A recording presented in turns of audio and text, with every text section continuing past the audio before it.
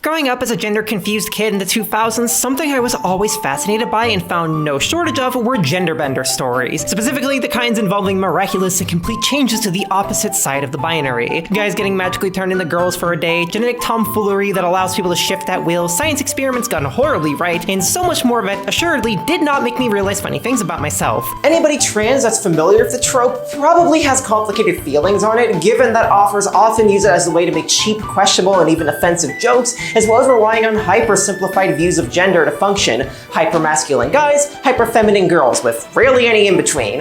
It was an interesting time when these stories were at their most popular in the 90s and 2000s, but through all of their faults, they still offered me a fantasy of gender and body malleability I'd never considered before, and I quickly became desperate for anything I could find. I'd watch TV at weird hours to catch reruns of certain cartoon episodes, I'd read fanfiction of series I liked of characters I associated myself with, I'd look for anime that had any sort of gender subversion, and of course, I'd play games that indulged in the fantasies, going as far as to download random visual novels I found advertised as having sex change or gender bender content during my teens, in hopes they might offer a quick glimpse at a variety of CGs to satisfy my desires even beyond the language barrier. So imagine my surprise, right? I'm attempting to figure out what the cover for this month, struggling into depression caused by everything that's happening in the world and a boatload of personal events that are tantamount to social and psychological torture, not exactly interested in playing another gloomy game after Saihana Uta broke my brain, and a friend suggested that I play this funny little thing called Ai Mai Misuto, and so I checked the V&DB page and I look at the screenshots and, hey, wait a minute, I saw those tits 10 years ago. What do you mean this is a masterpiece of transgender storytelling?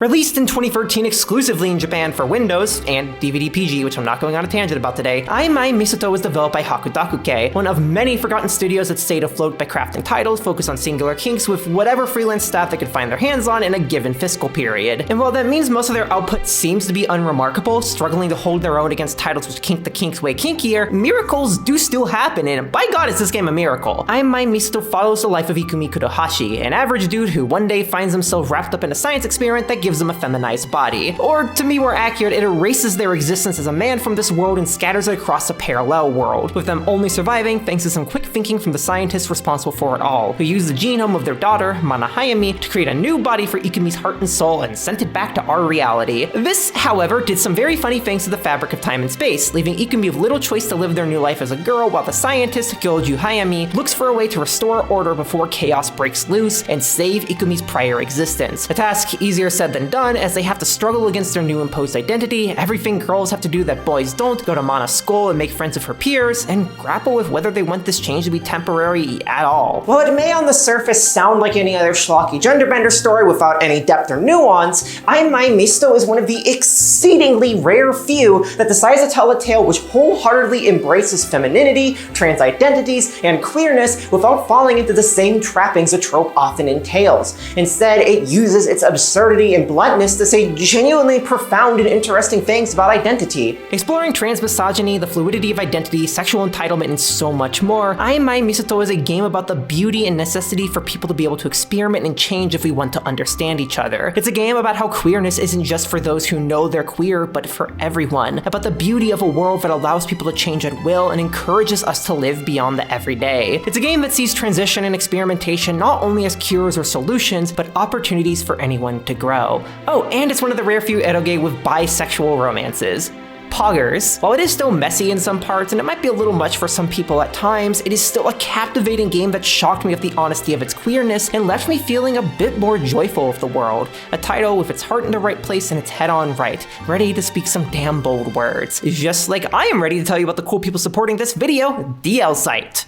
If you've been watching my videos for any amount of time, then there's a good chance you've heard of DL Site. But if you haven't, then I am more than happy to introduce you to them, as they're quite possibly the best site for finding and buying digital Japanese media straight from the creators responsible, with a particular focus on independent or doujin works. With over 500,000 works available for purchase and more added every day, they're a one-stop shop for everything from ASMRs and indie manga to niche visual novels and games by famous Japanese developers. Where else on the internet can you buy audio of girls whispering sweet and lewd words into your ears alongside fun gay manga and overlooked Falcom classics like Brandish 4 and Sorcerian. If there is anywhere else, then they are almost certainly not as accessible as DL's site, with their support for browsing over a dozen languages, with many titles, both niche and big budget, featuring translations into other languages like English and Korean. Whether or not you know Japanese, DL's site is still incredible for finding inspiring and fascinating works you wouldn't otherwise, including much of what I cover on this channel, like today's game. And as a cherry on top of the sundae, it is so easy to buy from them. Just purchase points using your payment method of choice, redeem the voucher to your account, and you are on your way to enjoy whatever thing has your attention. Well, things is probably more accurate to say, given their giant selection, regular coupons, and frequent sales that make it easy to grab a bunch of captivating stuff at once. And by following the link in the description or on screen right now, you too can take advantage of any ongoing sales and discounts they have to offer, with more coming and going with each passing day. So be sure to pick up anything that strikes your fancy while you can at a good price, and check again soon for sweet limited time deals. Once again, a big thank you goes to DL site for supporting this video, as they have for many videos in the past on this channel.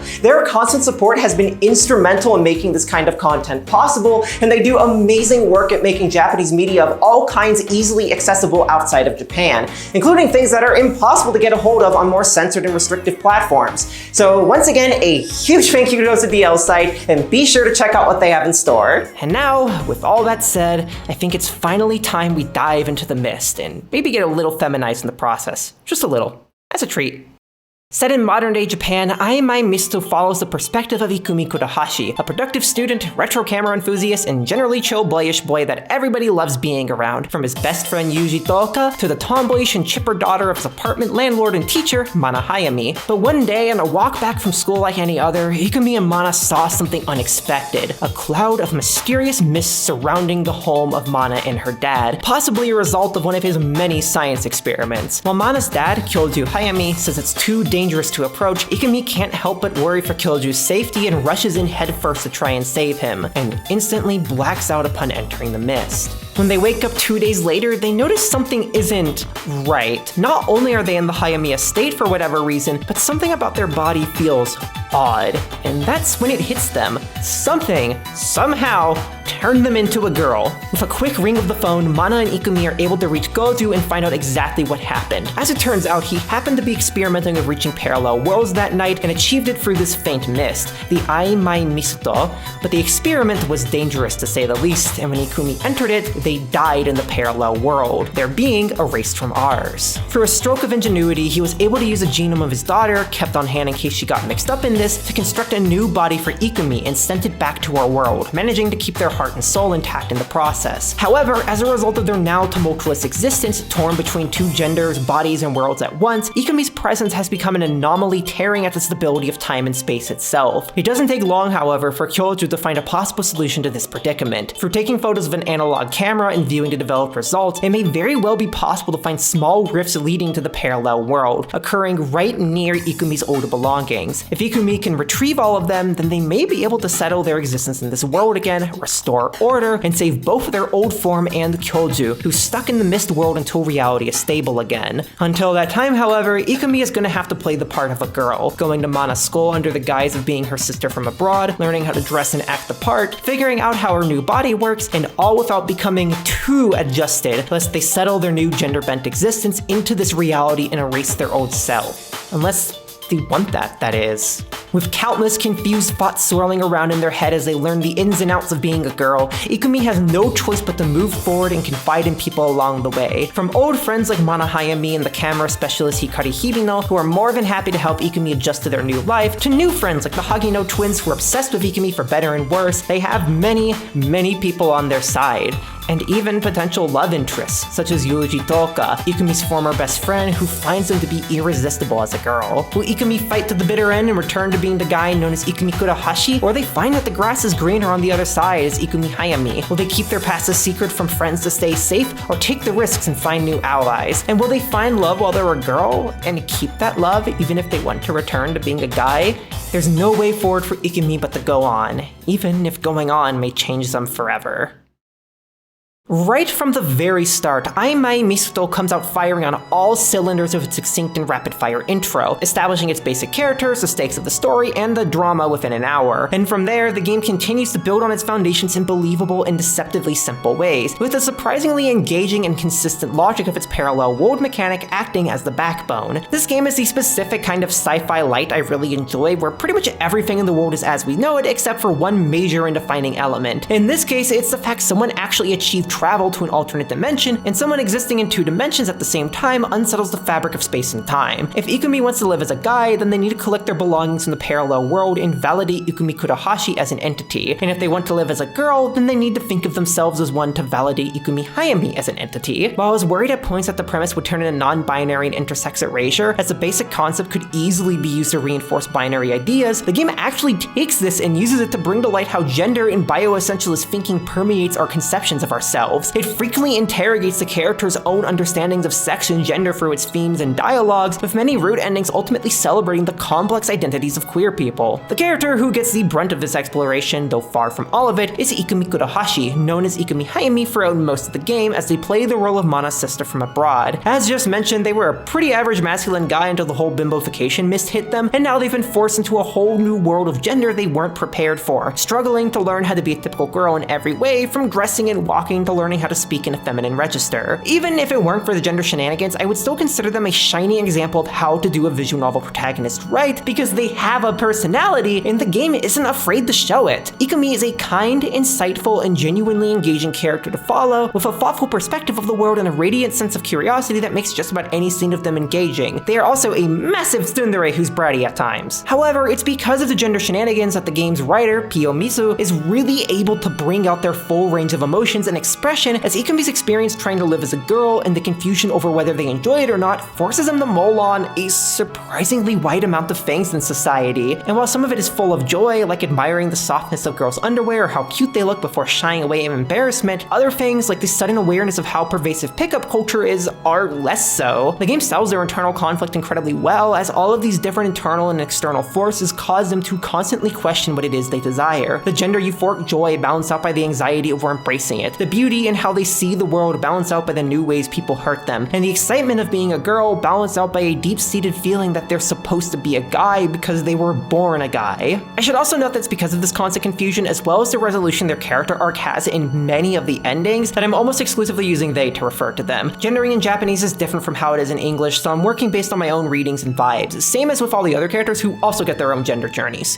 One of the rare good reviews on the visual novel database described the game as a, quote, a slow and unique investigation on what would happen to a masculine man if he were turned into a girl, unquote. And I think this is perhaps the most apt summary of Ikumi's character arcs. Whether or not Biomizu was aiming to make a narrative exploring issues that trans women struggle with, they sure as hell hit the bullseye with Ikumi, with one thing that I find particularly resonant being the running theme of their struggles with being girly enough. Given that their mind was completely unaltered in the transfer from their body as Ikumi Kurahashi to that of Ikumi Hayami, Ikumi struggles a lot throughout a lot of the story with performing femininity correctly. They speak using masculine pronouns and patterns, posture in ways that show they're unaccustomed to things like skirts, forget or fail to put on undergarments correctly, and in general don't follow rigid standards of femininity that women, especially like teens like them, are expected to adhere to. This results in a lot of tension both internally and externally. On an internal level, Ikumi often muses about how confusing and arbitrary a lot of the restrictions are, and how frustrating and embarrassing it is to be unable to do things like lay your legs on a desk without everyone going crazy. To someone who's had the privilege to never deal with these things before, it is exhausting to learn, especially as they try to reject their feminine identity for the majority of any given route, which does make it fun when they learn these things and realize they actually enjoy some of them. But on an external level, all of these quirks lead people to doubt if Ikumi Hayami isn't secretly a cross-dresser, even though, due to the transformation, they literally have a medicalized ideal of a cis woman's body. It's a particular bit that I think has become even more interesting with age, as it starkly reflects the current wave of transphobia in the world, where anybody, even known cis people, are interrogated for being transgender threats by parts of society simply for not performing their gender according to absurd and unattainable standards.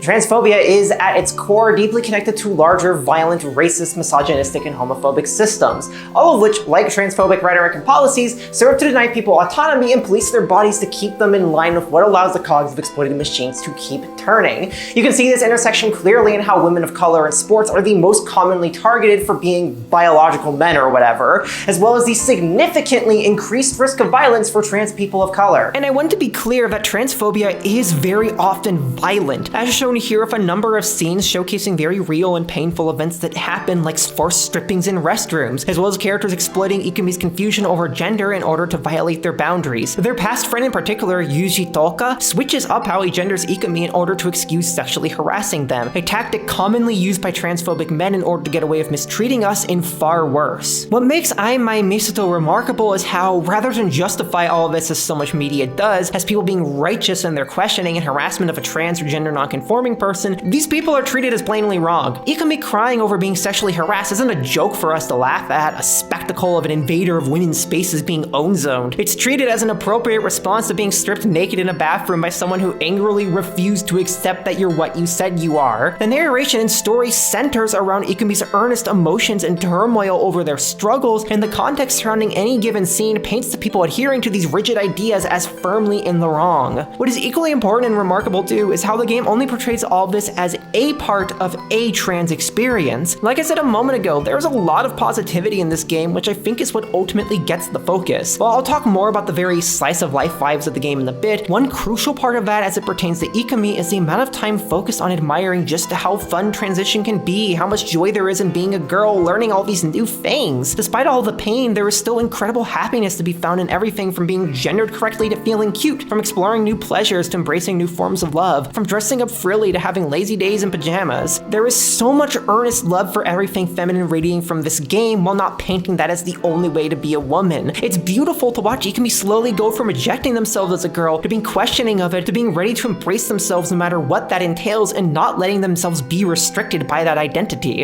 It's captivating and all portrayed in ways that, speaking as a trans woman, captured a whole range of emotions I felt throughout different stages of my life and transition, despite the fact that Ikumi takes a very different path to finding their identity than most trans women. Them suddenly obtaining a stereotypically feminized body before coming to terms with their trans identity is backwards to how many of us realize we're trans and then seek to obtain a body that matches our self-image. It simultaneously makes this a deeply and openly transgender narrative while still being presented in a way that cis or gender questioning readers can find instantly relatable and learn from. It also enables the story to better explore its core message of gender identity as something for individuals to explore and mold rather than a fixed immutable trait, something that often gets lost in the born in the wrong body type of narratives that tend to be pushed about us. There is a lot more people in the world than just Ikumi though, and Ai Mai Misuto shows that with its endearing cast, which is also rather small, coming in at 9 named characters total. This, I believe, is greatly in its favor as it allows the game to spend its 20 or so hour length developing them all in wonderful depth, and turning the romanceable ones into believable romances, which is most of the cast, and that includes the guys, the girls, and the ones who fall somewhere in between. All of the roots, which individually follow Tooru, Ayano, Yuuji, Mana, and Hikari, showcase some convincingly developed love stories, each with different specificities to their sexual orientations that affect how they fall in love with Ikumi and Ikumi's perception of them. Some characters are card-carrying bisexuals, while others are straight as a whistle, only leading Ikumi into even more gender confusion as they have to contend with the viability of their love post-transition or detransition and what their own orientation is. They are ostensibly bisexual, but because of their upbringing as a run-of-the-mill guy, it comes across as something they never really thought about before the incident occurred. Equating sexuality of gender identity is another trope that genderbender stories have a bad tendency to fall into, but Ai Mai Misuto, once again, plays with it by portraying an experience of sexual realization that's much closer to how many trans people come to terms with their sexuality during transition. What Ikumi's arc in any given route shows is them realizing that being seen as a girl and feeling like a girl changes how they interact with their sexuality, but it doesn't necessarily change their sexuality, if that makes sense. The transformation gave them a chance to see things in a new light that they ultimately end up enjoying, but just because they have a girly body now doesn't mean that they suddenly became straight. And this resonates resonated with me a lot as someone who's long identified as bisexual but had a constantly shifting vision of what that looked like for myself. While I thought I was mostly into women when I was younger, with some pronounced interest in men, taking hormones led me to discover I was very into men too, and just struggled a lot feeling comfortable with something like a twink. And as I struggled with some toxic relationships with other women sometime in my transition, I fell into deep confusion with my attraction towards them, only coming out of it thanks to support from understanding people around me like my husband. The game doesn't shy away from showing how messy sorting all of this out can be either, something which I'll dive into in the spoiler segment. Speaking of romantic interests like husbands and wives though, I have to say that my favorite simply as a character is Hikari Hibino, a clerk at a corner store whom Ikumi bonded with over photography and has long had a crush on Ikumi that only got stronger after they became about 100 times cuter as a girl. She has a confident and bold personality that often leads to Ikumi getting flustered by her dirty jokes and is very much the older sister type to complement Ikumi's bratty younger sister vibes. While I do feel like her route is a bit undercooked compared to the others, coming and going what feels like an instant, she's nevertheless got an incredible screen presence that makes her endearing, and what her route does go into is genuinely interesting, with it showing how we can find womanhood by joy and love rather than oppression and struggle as it so often is. Still though, my favorite route would probably have to be that of Ayano Hagino, a cheery and sweet classmate of Mana who finds herself instantly fascinated by Ikumi, with their adorable appearance contrasted by their boyish speech pattern and mannerisms, or complemented depending on your perspective. She is also, like Hikari, a massive tease in a way reminiscent of Yuri ecchi comedies, which her route clearly takes after. It was the first path I got in the game, and it left a hell of an impression on me, particularly for how it shows the ways that someone can grow past gender essentialist thinking through knowing a trans or non-conforming person and learning from them, before closing out with a climax that celebrates the fluidity of gender, leading smoothly into her twin brother Tooru's route, which acts as something as a companion. Immature, energetic, and without any sense of boundaries, Tooru is the spitting image of a guy who acts before they think, often getting told off by Ayano for being creepy and flirty towards Ikumi, and by Ikumi for failing to respect any of their wishes. All of this ends up prompting him to change how he treats Ikumi and the others, yet still struggling to move past his entitlement. While much of the route's content is identical to that of Ayano's, it still offers an insightful look into how men are often unaware of their misogynistic and aggressive behavior, and how claiming to be an ally to women or other marginalized groups doesn't absolve you of that. Plus, the final scene contains what might be one of my favorite lines in the entire game, neatly wrapping everything the game wants to say in a little bow. If Tooru's route is the growing past misogyny route, then Yuuji Toka's is the growing past gender-affirming misogyny route. It's also the trans misogyny route, as Yuuji selectively sees Ikumi as one of the boys and as a cute and lovable girl, seemingly both for his benefit and in a vain attempt to affirm the identity he prefers for Ikumi, much to Ikumi's well-warranted frustration. And yet, he is also defensive of them and willing to dick anyone who hurts him, and is even considerate of their feelings during critical times, leaving Ikumi with a whirlwind of emotions as to why this scumbag of a man is weirdly lovable, all while said man slowly grapples with the implications of his behavior. It's a very ultimate game romance, propped up by how Ikumi's perspective allows them to recognize trans misogyny, and how men treat women very differently from the bros. And last, but most certainly not least, is Mana Hayami, the daughter of the man responsible for this whole mess, who's girly yet tomboyish and cutesy yet tough. She's clearly had a thing for Ikumi as long as the two have known each other, constantly calling them Ni-chan, even after Ikumi's transition, much to some unfortunate social effects. However, she seems more than happy to settle for living with them as a sister and treating them as such. Seems being the key word. Her route goes heavily into how transition can affect the love life of both a trans person and the person who loves them, as Mana and Ikumi, who both have mutual crushes, are forced to navigate what love looks like for both of them as people uncertain of their sexualities, and Ikumi their identity, as well as that it explores for a rather poignant parallel how gender transition is a change like any other in life, that can be as major or as minor as any other depending on the person.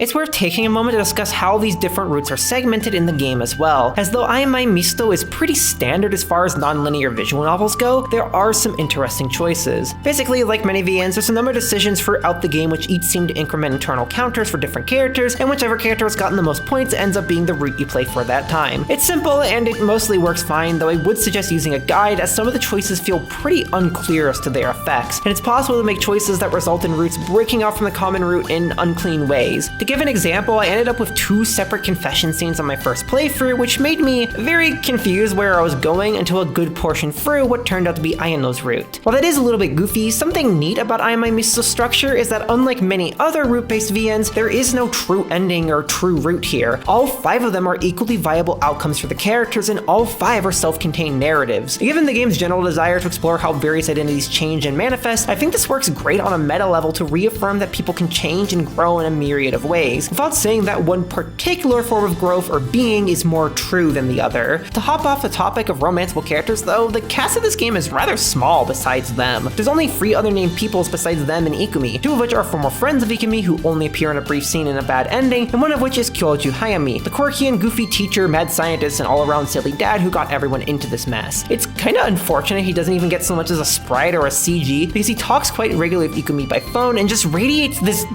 dad aura. He's always praising Mana as his beloved daughter and gleefully treating Ikumi the same way, calling him silly names and teasing over how they get flustered, and even attempting to gently guide them toward admitting who and what they want to be. He is a bumbling doofus full of love who is also a trans-affirming king and an amazing gender and temporal scientist. I love him so much, he deserved a sprite or CG, justice for Kyoju. Besides these folks, however, the rest of the story is populated by unnamed passers-by, classmates, cafe employees, and so forth, which all really help to flesh out the world, as there are a lot of moments of Ikumi getting caught in conversation with people they barely know. Sometimes it ends well and sometimes it doesn't, but it all feels very real and welcome and leads to some interesting insight or character development. The only thing I really wish the story had in terms of characters is an explicitly trans-mask one, which is frustratingly rare to find within Japanese media. There's a vague glimpse at something like it in one of the endings, as well as a thematic thread that it feels more reflective on trans-mask denial than trans-femme issues, but the game never actually seizes an opportunity to, say, have one of the cis girls live as a guy for a day or two and come to prefer it. I think it could have been an interesting way to contrast what Ikumi's character illuminates, but as it stands, I can't really do much but ruminate on the lost opportunity.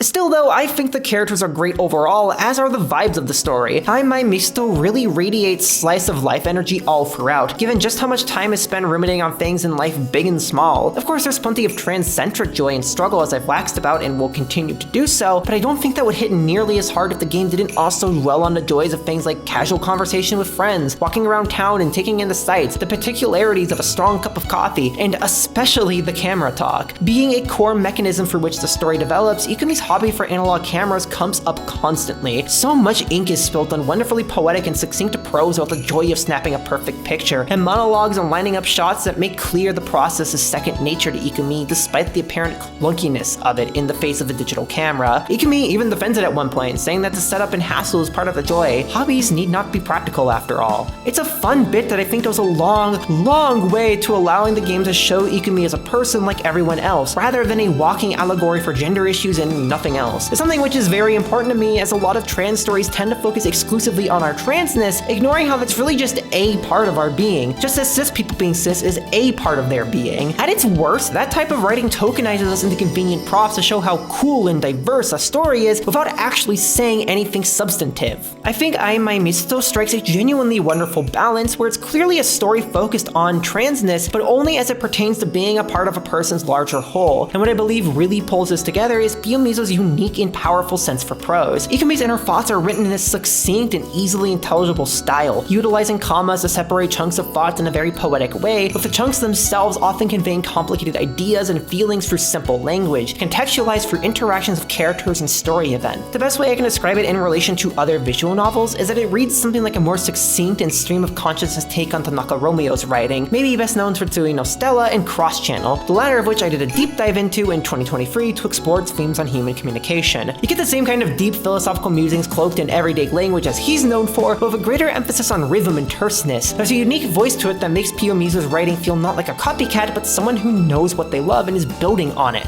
The prose captures this fine dance that trans women often go through before a transition, attempting to balance your assigned identity with the blips of joy that come to your mind and the struggles we face during it, as well as the joys we have after. It captures the euphoria of exploring one's gender and finding what fits, along with the anxiety of what it says about you, and subsequently how people may come to treat you. It's also respectable for how it allows a story, a trans story, to be seen through the eyes of Ikumi, the principal trans character. Far too often, stories about trans characters are perceived through a cisgender surrogate for the audience, but Ai Mai Misuto is very uncompromising in centering Ikumi, ensuring the narrative stays focused on them rather than what the cis people around them think. But it doesn't treat everyone else as pawns either. They are all still important people with important things to say. All of it genuinely makes me wonder if Kiyomizu is drawing from their own experience of transition, if they have any, or if they just read a lot and talked with a lot of people on trans problems. It's something I'll probably never know, given that they lay very low like many Japanese creators tend to, and I think it's really fucking important to respect that. Do not go digging around people's personal lives. But I really don't think whatever their identity may be is important to validating or invalidating the work they accomplish here, because as I will dive into with the spoiler segment, there are some very amazing depths I have yet to touch on at all.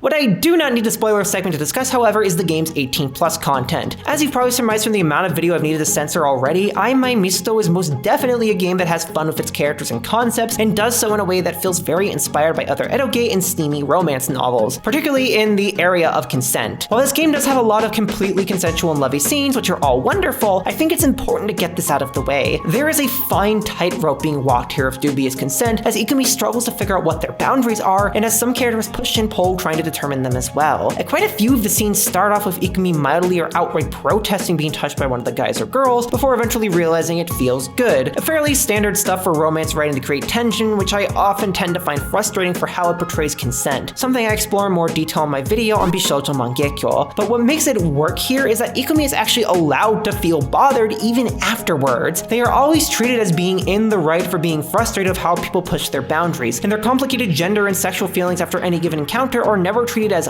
odd by the framing. Rather, the game uses its status as fiction to explore how unfortunately messy consent and pleasure can often be, not just as exaggerated fantasy to enjoy from the safety computer screen, but I'd argue also to show how difficult navigating sex can be for trans people in particular. For many of us, consent and pleasure is something we struggle with navigating for a very long time. Like Ikumi, it can be hard for us to assert our boundaries and figure out what it is we want or actually enjoy, as we have to deal with our bodies, which we're uncomfortable with, as well as often having little to no education on what healthy sex looks like, thanks to many of us growing up in abusive or disadvantaged environments. Or, you know, the United States. This can often mean we get pushed into encounters both by people who mean well, who want to help us explore, but are working with aggressive and violating ideas of how consent functions, as well as people with less hoof intentions that see us as easy targets for harassment and a lot worse. This can happen to anyone, of course, and it does, but many trans people have a unique vulnerability due to going through a second puberty, at least for those who take hormones, with a new flood of confusing, vulnerable emotions and a desire to be validated as ourselves however possible. Foundational learning experiences about what we desire in our changing bodies are often found not in joyful and safe encounters like they should be, but messy and sometimes traumatizing experiences where people push us too far and ignore our warnings. I have been in many of those myself, and it's taken me a long time to simultaneously understand that while I might have learned something about myself through them, what happened wasn't okay because of that. Or period. If the sexual encounters here started at Ikumi protests and ended at Ikumi loved it, then I'd be telling a very different story right now. But I think Kiyomizu choosing to show a wide range of emotions before, during, and after the encounters without turning any of them into dumb jokes is what allows the game to simultaneously capture the erotic fantasy of being pushed into something new from a safe distance without invalidating how scary and even violating that can be at times in real life. With all this said, however, if this kind of fictional messiness isn't your thing, Ai Mai Misuto still offers plenty of kosher 18+ content that delivers on every front. You got genderqueer AFABs growing science cocks, heteroproclivities for the sole purpose of procreation, magic gender change shenanigans, tender lesbian education from an older lady, pseudo self-cest with strap-ons, silly moments of skinship, a boatload of exhibitionism, and a hell of a lot more. Kiyomizu's style of writing prose really makes all the different scenes come to life, putting the feelings and desires of the characters first in a way that makes each encounter feel like more than just something to quickly get off to, while never losing a sense of entertaining and even very erotic eroticism. Wow, erotic eroticism, holy shit, fucking surprise. There really is something for everyone, given there's over 55 different sets of CGs in total, some of which play out in scenes that are seconds long for all the cute quick shots out there, and some of which play out in scenes that are a half hour long for the gooners. Somewhat related to the topic of gooning is artwork. Ai Mai Misuto was illustrated by Sakura Mikan, an artist who may genuinely be the most obscure I've talked about on this channel up to this point. Besides this title and an unknown amount of contributions to a decently popular moe game by Smee, I couldn't find much of their name besides a few minor art credits and some original doujinshi. They do have one based on Rose and Maiden, which I respect as a doll girl, but this is not the Rose and Maiden video, so I digress. Personally, I love their style and wish they were given a chance to blossom in the visual novel industry, as their website showcases how their art got a lot better after this game and is genuinely gorgeous, which is not to say it's bad here either. It's very scrunkly and scrapply and scribbly for sure, but I think it's in a way that adds a lot of charm to its very 2000s moe anime stylings. You got the cute big blobby eyes, lighting and shading that makes everything feel squishy and smooth, exaggerated expressions that convey characters' feelings in ways at times comedic and at times evocative, and scrimbly bimbly proportions that are sometimes a little much to handle, but in general I think make the whole thing feel cuter. Everything from the character designs to the shot compositions to the anatomy is simple, but it works for the most part and can be even quite fun fun, especially Ikumi's boy mode. Holy shit, that is some fucking boy moding. What is unfortunate then is the lack of assets. There is scarce little information on Ai Mai Misuto's development, but a number of factors ranging from poor marketing and no trial release to using royalty-free music and generally unknown voice actors indicate this game was probably made on a tight budget. And sadly, the art got hit bad by this. Each character only gets a single standing sprite pose with different expressions layered on and sometimes different outfits. There are very few backgrounds, and the CG situation is dreadful here, as the game has barely any that aren't used for 18+ scenes, and the scarce few that exist outside of those almost always have panty shots or are softcore in some other way. Given that Hakudoku primarily made Nukige, games made for pleasure, this kind of allocation makes sense on a developmental level, but Ai Mai Misuto isn't Nukige, so it feels rather odd for there to be so few CGs used for pivotal plot moments or emotional impact. Like, around 16 of the 75 CG sets in this game don't feature nudity or sexualized panty shots, and that number drops to around 10 if you exclude the more softcore but not explicitly sexual gratifying shots. It's ridiculous. And to be totally clear, if my channel and rabid praise for the 18+ content in this game doesn't make it obvious, I am an advocate for people making the horniest, weirdest art they want to. That's pretty much what I've preached since day one of this channel and will continue to. But it is frustrating to me how the game has a number of emotionally powerful, impactful scenes that simply have to work with sprites and backgrounds because they gotta get more fucking panty shots in. It feels like the game ditched empowering its greatest moments in favor of getting more softcore in, when the erotic scenes alone should have been enough to satisfy any desire the reader could have, and preferably there would have been enough resources to keep all the softcore stuff along with fleshing out impactful scenes. It's not game-breaking or anything, just very frustrating to see and makes me wish this game was given the time and money it deserved to prosper. Oh, and I should note something that a few of you have probably noticed, which is that the UI for the game is kind of cut off in my footage. The reason for this is that I'm running the game on a 3K display with all my applications scaled to 150%, which causes a title bar of the game with a different engine options to literally eat the game window as the larger text increases its size. The game should really look more like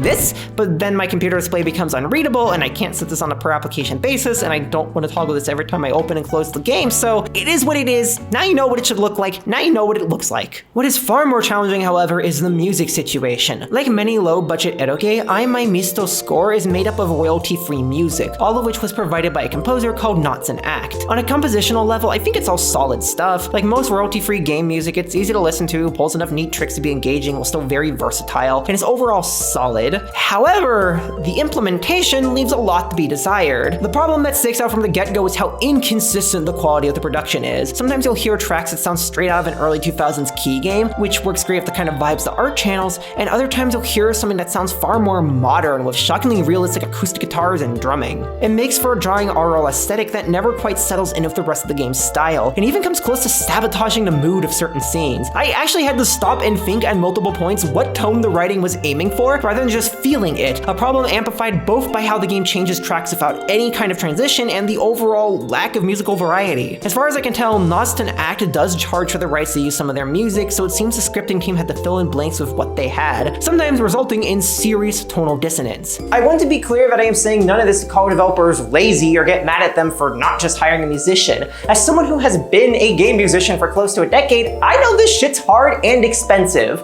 It is often much easier for indie developers who simply use a stock library and save money that they need in order to stay afloat. I'm sure nobody wants to use Broadcast Funk Compilation 24, but when that money is the difference between your company staying alive and dying, you're gonna use Broadcast Funk Compilation 24. 25 if you're courageous. I'm just saying though, if you want to hire an indie game musician that is affordable and has a ton of experience of a whole bunch of different fields, I'm always happy to work with people, especially fellow queer creators. Hit me up, emails here. The reason I bring these criticisms up is because using stock music doesn't preclude them from being fixed. The production quality could have been made consistent by sticking to tracks from a certain time frame, more tracks could have been introduced for choosing lower cost or fee-less music providers, and both of those combined would have snowballed into giving the scripting and directing staff enough to work with to iron out the kinks. If you want examples of games doing this all perfectly, then you need to look no further than the previously covered titles Seabed and Bishoujo Mangekyo, both of which have very well thought through musical aesthetics and identities that line up with the rest of their whole, even with them only using stock background music tracks. At the very least, the original audio assets for the game are quite a treat. Like both the title screen and ending themes are total bops, with the former being sung by Sae Tsukiyama, a vocalist possibly best known for her contributions to the Touhou remix scene over the last decade, and the latter by Akane Kawauchi, who as far as I can tell has stopped working in the music industry but did a wonderful job here and elsewhere. I would love to see her come back. What really caught me off guard, however, was the voice acting, starring a mix of amateur and well-established voice actors. Among them all, Amane Shina as Mana is the standout to me, delivering a fantastic performance on par of hers as Naomi in the Corpse Party remake for PSP. But others like Aoi Inoaki as Ikumi and Ai Kawanana as Hikari do an incredible job as well, even if there's some noticeable differences in their audio quality between the cast members. And as usual for this channel, no male voice actors are here at all. Sad. Speaking of cast members and characters and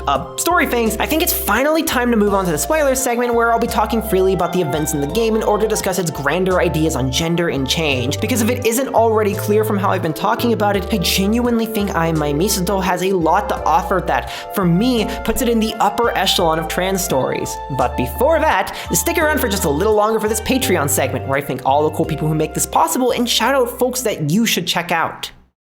Hello everyone and welcome to the Patreon segment, that time of the video to provide life and channel updates, thank the people who make this all possible, and shout out cool folks that you should check out. And for the first of those, I mean, if you've seen the news in the last few weeks, then you know. Things have gone dark for transgender people living within or with ties to the US, and that includes myself to an extent. While I am really thankful that I was able to establish a life here in Brazil before it all went completely south, it's still been hard for me knowing I'll be unable to visit friends or family for the next 4 years or so, worrying about the safety of people still there as I try to help them with travel and medical information, and dealing with the financial burden of having US citizenship at all right now, since I have to pay 15% of my yearly income in self-employment taxes, or risk having my passport and subsequently immigration status threatened, which is really frustrating because that self-employment tax goes to Social Security and Medicare, which are two systems actively begunning right now, so it feels pretty fucking bad. I don't even know what this money is going to. Genocide? It sure seems like it. It's been hard for me to feel positive about the world since the electoral results came in, and it's gotten even harder as I've watched myself be reduced to a second-class citizen, barred from safely entering the country I was born in just because I have an identity that a large portion of the nation has somehow been convinced is evil. I've been grappling with renouncing my citizenship as soon as I'm able to obtain citizenship here in Brazil, and yeah, I don't know, man. Things just haven't been great, and all of it has led me to seriously consider how I talk about topics on my videos and what I'm gonna talk about, because writing about fascism and bigotry and all that other unfun stuff feels very different when another political superpower is run by fascist bigots, and it's the political superpower that maintains the country you were born in. Whether or not much will change in my videos, I can't say. I also don't know if the policies of this administration will have a downstream effect on my ability to make videos here, given that they want to label anything transgender as pornographic under that fucking whatever thing they're planning, Project 2025, whatever it's called, which might make it harder for me to produce and host the kind of videos that I do. If you want to hear more of my thoughts on all this, as well as the peculiarities of being a dual resident transgender woman right now, I'll have a video up at some point on my second channel, Amelie, where I go into my feelings, anxieties, and frustrations over how things are now. But as it pertains here, I just want to remind people that if anything is to ever happen, I have a Blue Sky and Tumblr we can catch up, as well as a Ko-fi account taking donations by card and PayPal if Patreon ever threatens to go to shit.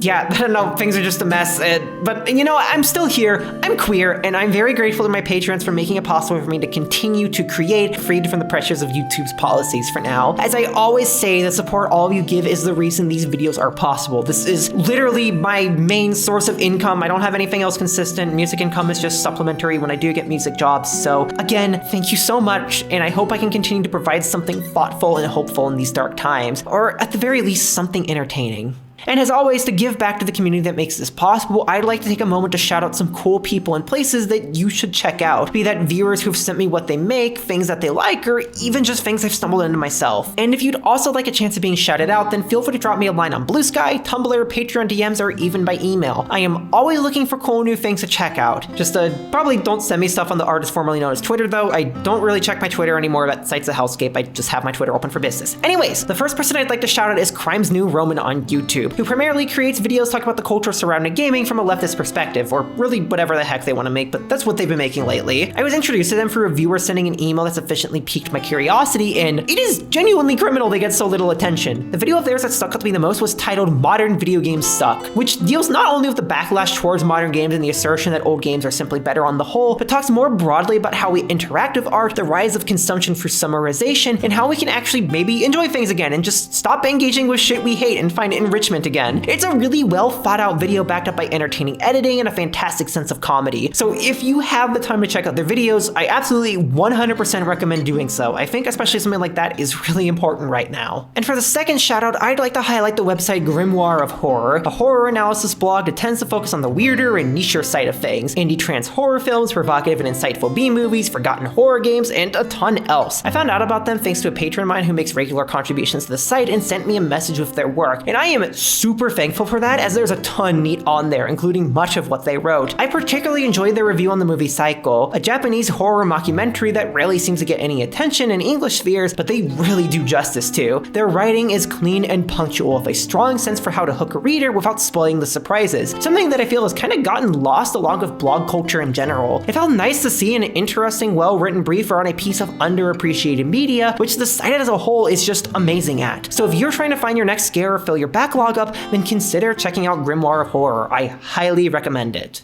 Okay, with those two cool things hopefully popped up in another tab to check out after this vid, and while I wait for Patreon questions to add up for another Q&A, which you can contribute to if you donate, I think it's time to close this segment out for now. Once again, I want to thank all the patrons and coffee donors who make this possible. If it weren't for you, I would not be able to do this and help support my husband and I here in Brazil.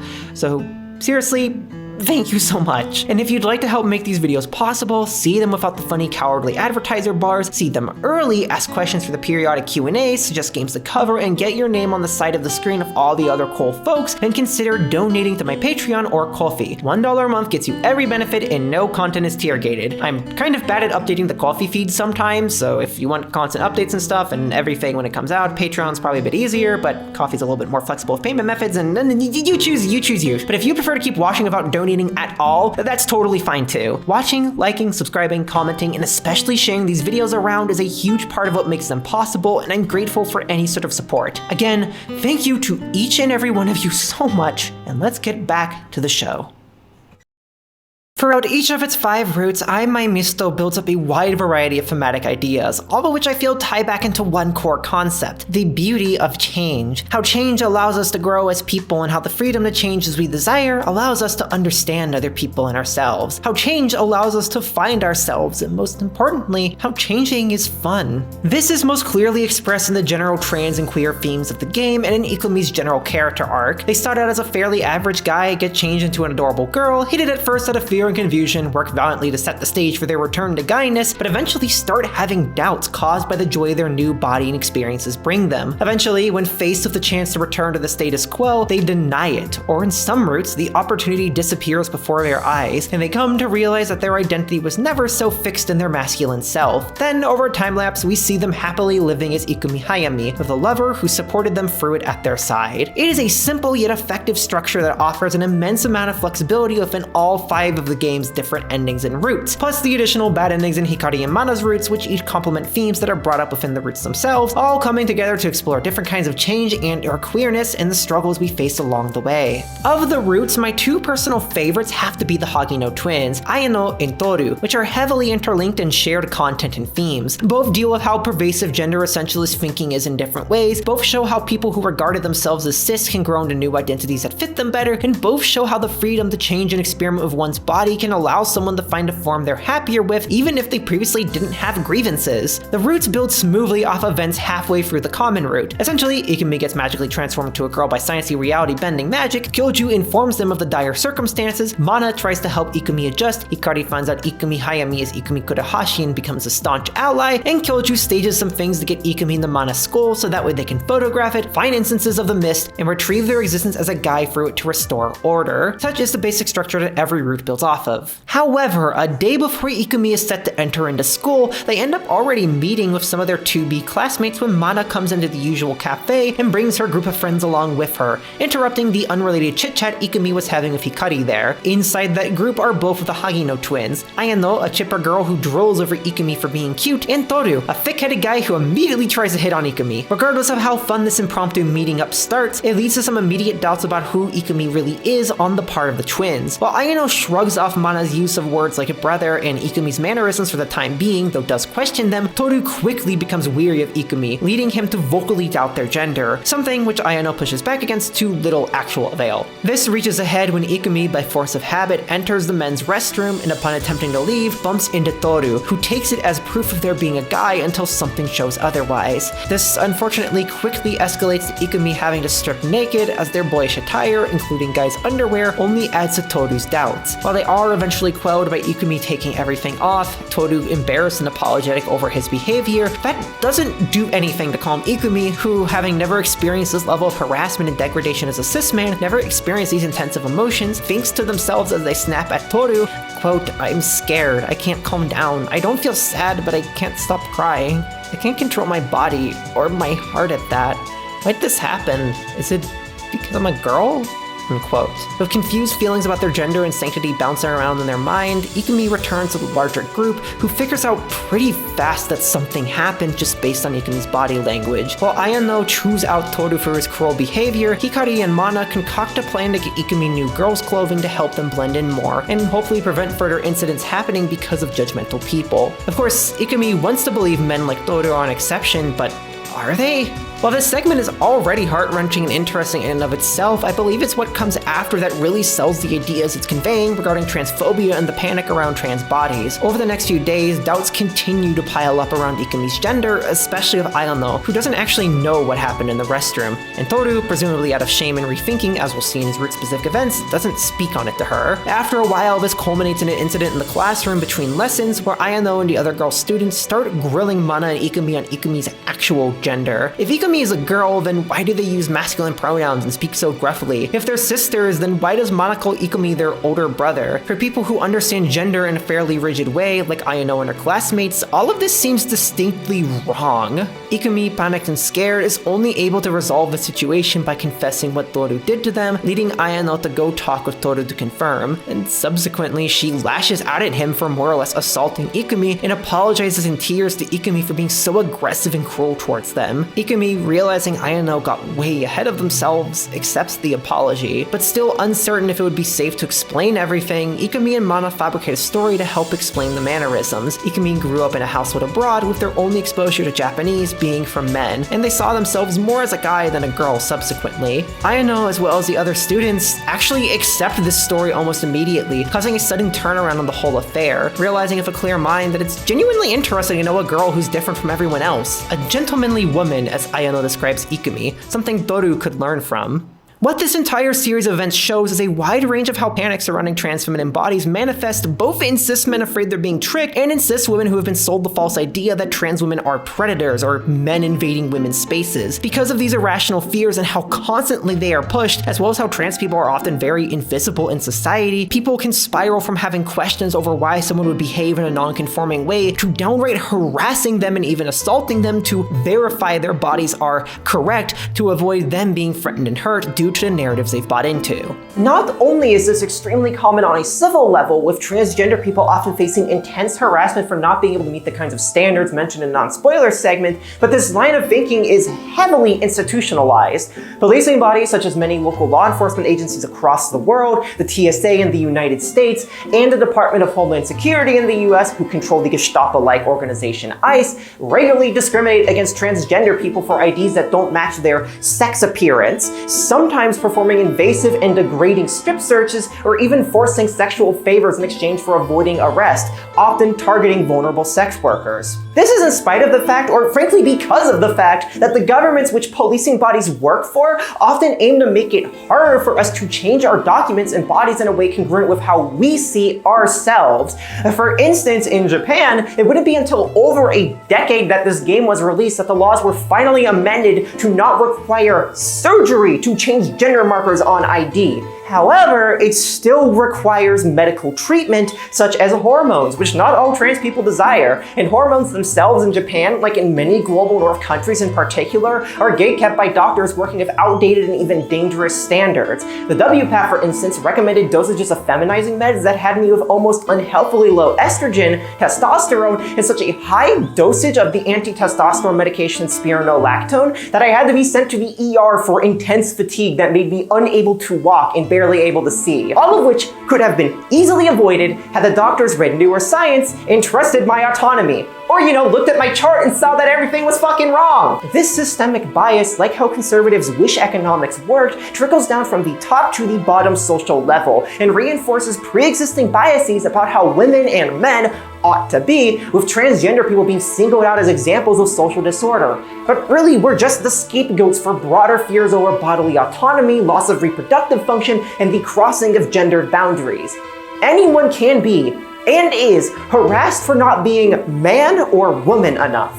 Rather than ending this discussion here, however, Ai Mai Misuto actually shows how this kind of cruelty is in dissonance with the generally good nature of many people. When Ayano realizes what this path she's going down entails, forced inspection of bodies and violations of privacy, she realizes how nonsensical and cruel all this is and how blind she's been to her own cruelty. Because truthfully, what does it matter what's in someone's pants if they aren't hurting you? People only think about it because they've been told we are frets, not because we are frets. Something many would realize if they actually talked to us and realized they were fucking talking with us, because most trans people blended with everybody else. The sudden clarity of mind allows her to realize that Ikumi being a girl with masculine coded traits is actually welcome. It's a different way of being a girl that everybody there could learn from. It shows how knowing someone who is gender non-conforming can alter someone's perspective of what it means to be a man or a woman in positive and fulfilling ways, so as long as they get their head out of their ass, and it makes it easier for her to accept Ikumi when they come out about their transness. A couple days later, after Ikumi makes progress on their investigation and gets closer with Ayano, she starts having doubts about their backstory. Trusting Ayano enough now, however, Ikumi ends up going to a cafe with her and Mana to explain the whole situation. Though she finds it hard to believe at first, she ultimately ends up accepting it without any sign of frustration or betrayal. If Ikumi had been purposely trying to deceive her about being a girl, she would have been upset,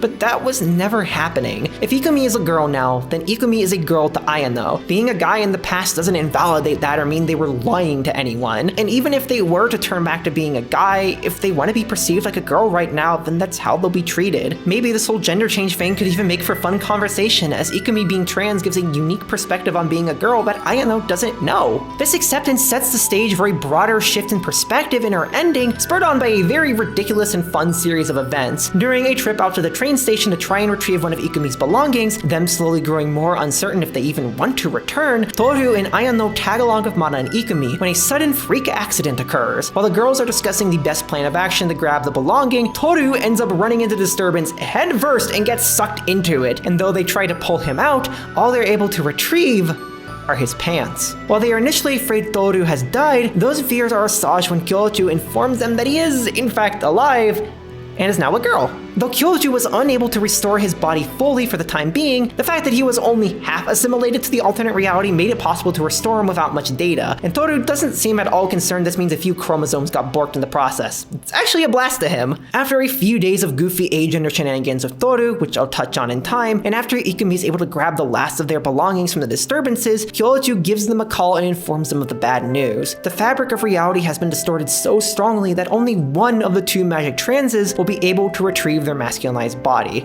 The other must accept their new form. The next day, as Ikumi is sitting out by the riverbank, they contemplate by their lonesome on what they want to do from here, until Ayano comes by. She gives Ikumi some reassurance that Tooru, who has found love and acceptance from their parents and friends as whatever they decide to be, will be okay no matter what, and Ayano will too.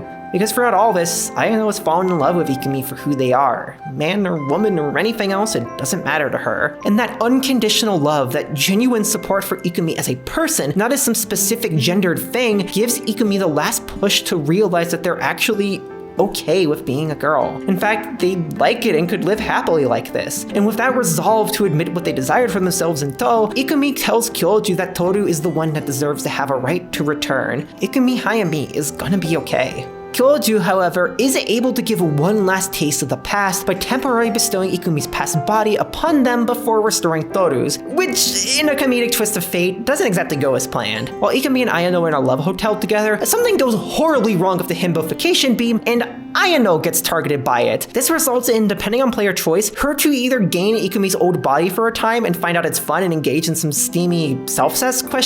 Or be granted Ikumi's old cock, leading to one of the best lines in video gaming. Rather than be utterly terrified by the sudden dick growth, however, Ayano quickly shifts from confused to delighted. While definitely not what either of them expected, she ends up finding it a ton of fun to have a bio strap, the two spending the whole time going wild with each other before it's revealed in the post-credit scene that Ayano somehow got Kyoju to figure out magical cock science because she enjoyed it so much. I am not kidding, that is the ultimate resolution of the root here. Ikumi loves being a boyish, girlish gender disaster of a trans girl. Kyoju appreciates Ikumi and their partner so much that they'll do anything for them, and Ayano gets a girl cock, and I want to talk about why that's so fucking awesome.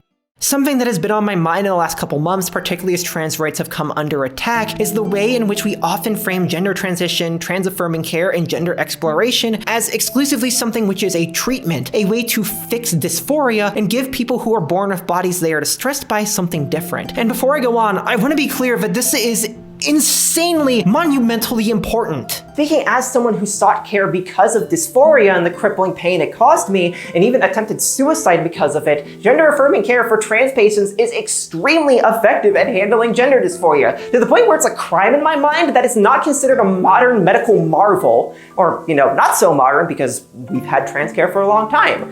I know it's the common refrain, but it bears repeating. More people regret getting necessary knee surgeries than the combined regret rates of trans femme and trans masc hormones and bottom surgeries for both.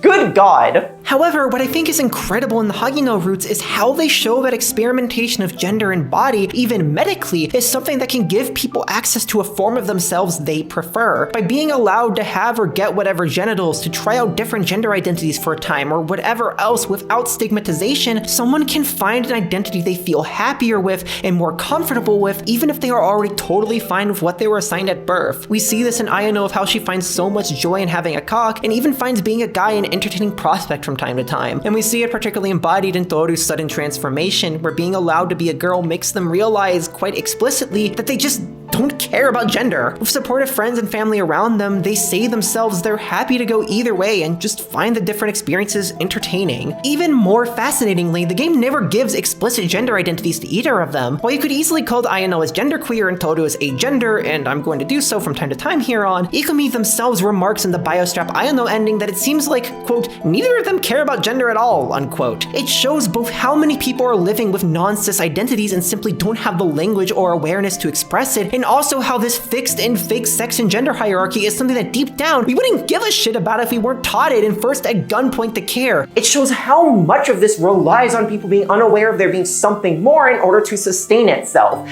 Not only from people such as myself who need gender-affirming care in order to live more of an adult, empty life, but from people who could strive for more and could be happier. I have known a shocking number of self-identified cis women who were jealous of the fact that trans women could have cocks and wish they had one, and I've known self-identified cis guys who thought the idea of having tits would be fun.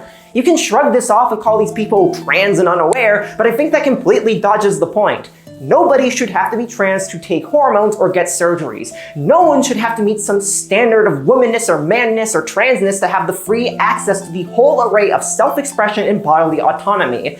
Nor should these arbitrary standards dictate how trans people are supposed to transition, as the people who chastise those of us who choose not to get surgery or not to take hormones often do. Like, not all of us want bottom or top surgery. I, for one, am perfectly happy having a functioning girl cock and a rockin' tiny rack. Thank you very much. We should be trusted, as people on the whole, to have the autonomy and the intelligence to decide for ourselves how we want to change our bodies and explore what would make us happiest. And perhaps if that was accepted, we could develop new medical technology that allow us to make these changes less intense to go through. We could have the kind of magical gender future that characters like Ayano and Tooru experience, but this kind of freedom and joy is not compatible with what patriarchy and capitalism need. As Talia Bhatt explains in her excellent article on the Hijra in India, the problems with the idea of a third sex in gendered hierarchies.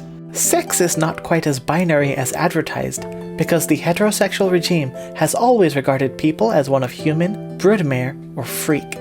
If you are not a person with autonomy, then you are a vessel for those who are, and if you cannot even be that, then you are a waste of flesh, something to be fucked, killed, or both. If we cannot participate in reproduction, we must be fixed, or disposed of. Under these systems, there is no need for joy, experimentation, or excess beyond what is functional to have worker drones, beyond what is functional to have men who can impregnate and women who can be impregnated. The reason cis people can access with ease the same gender-affirming care that trans people struggle to acquire, such as testosterone for cis men and breast augmentation for cis women, is because it is beneficial to the goals of the regime. Trans people are only tolerated at large by people, if we are tolerated at all, when we meet these molds as close to perfect as we possibly can. And even then, the idea of a woman which can't get pregnant or a man that can is enough to make people recoil out of existence because they've been told to recoil. Anything that exists outside of the regime is an anomaly, a bug in the system. And if anyone, not just the explicitly trans, but anybody could become a bug, wouldn't that show the system is fundamentally flawed?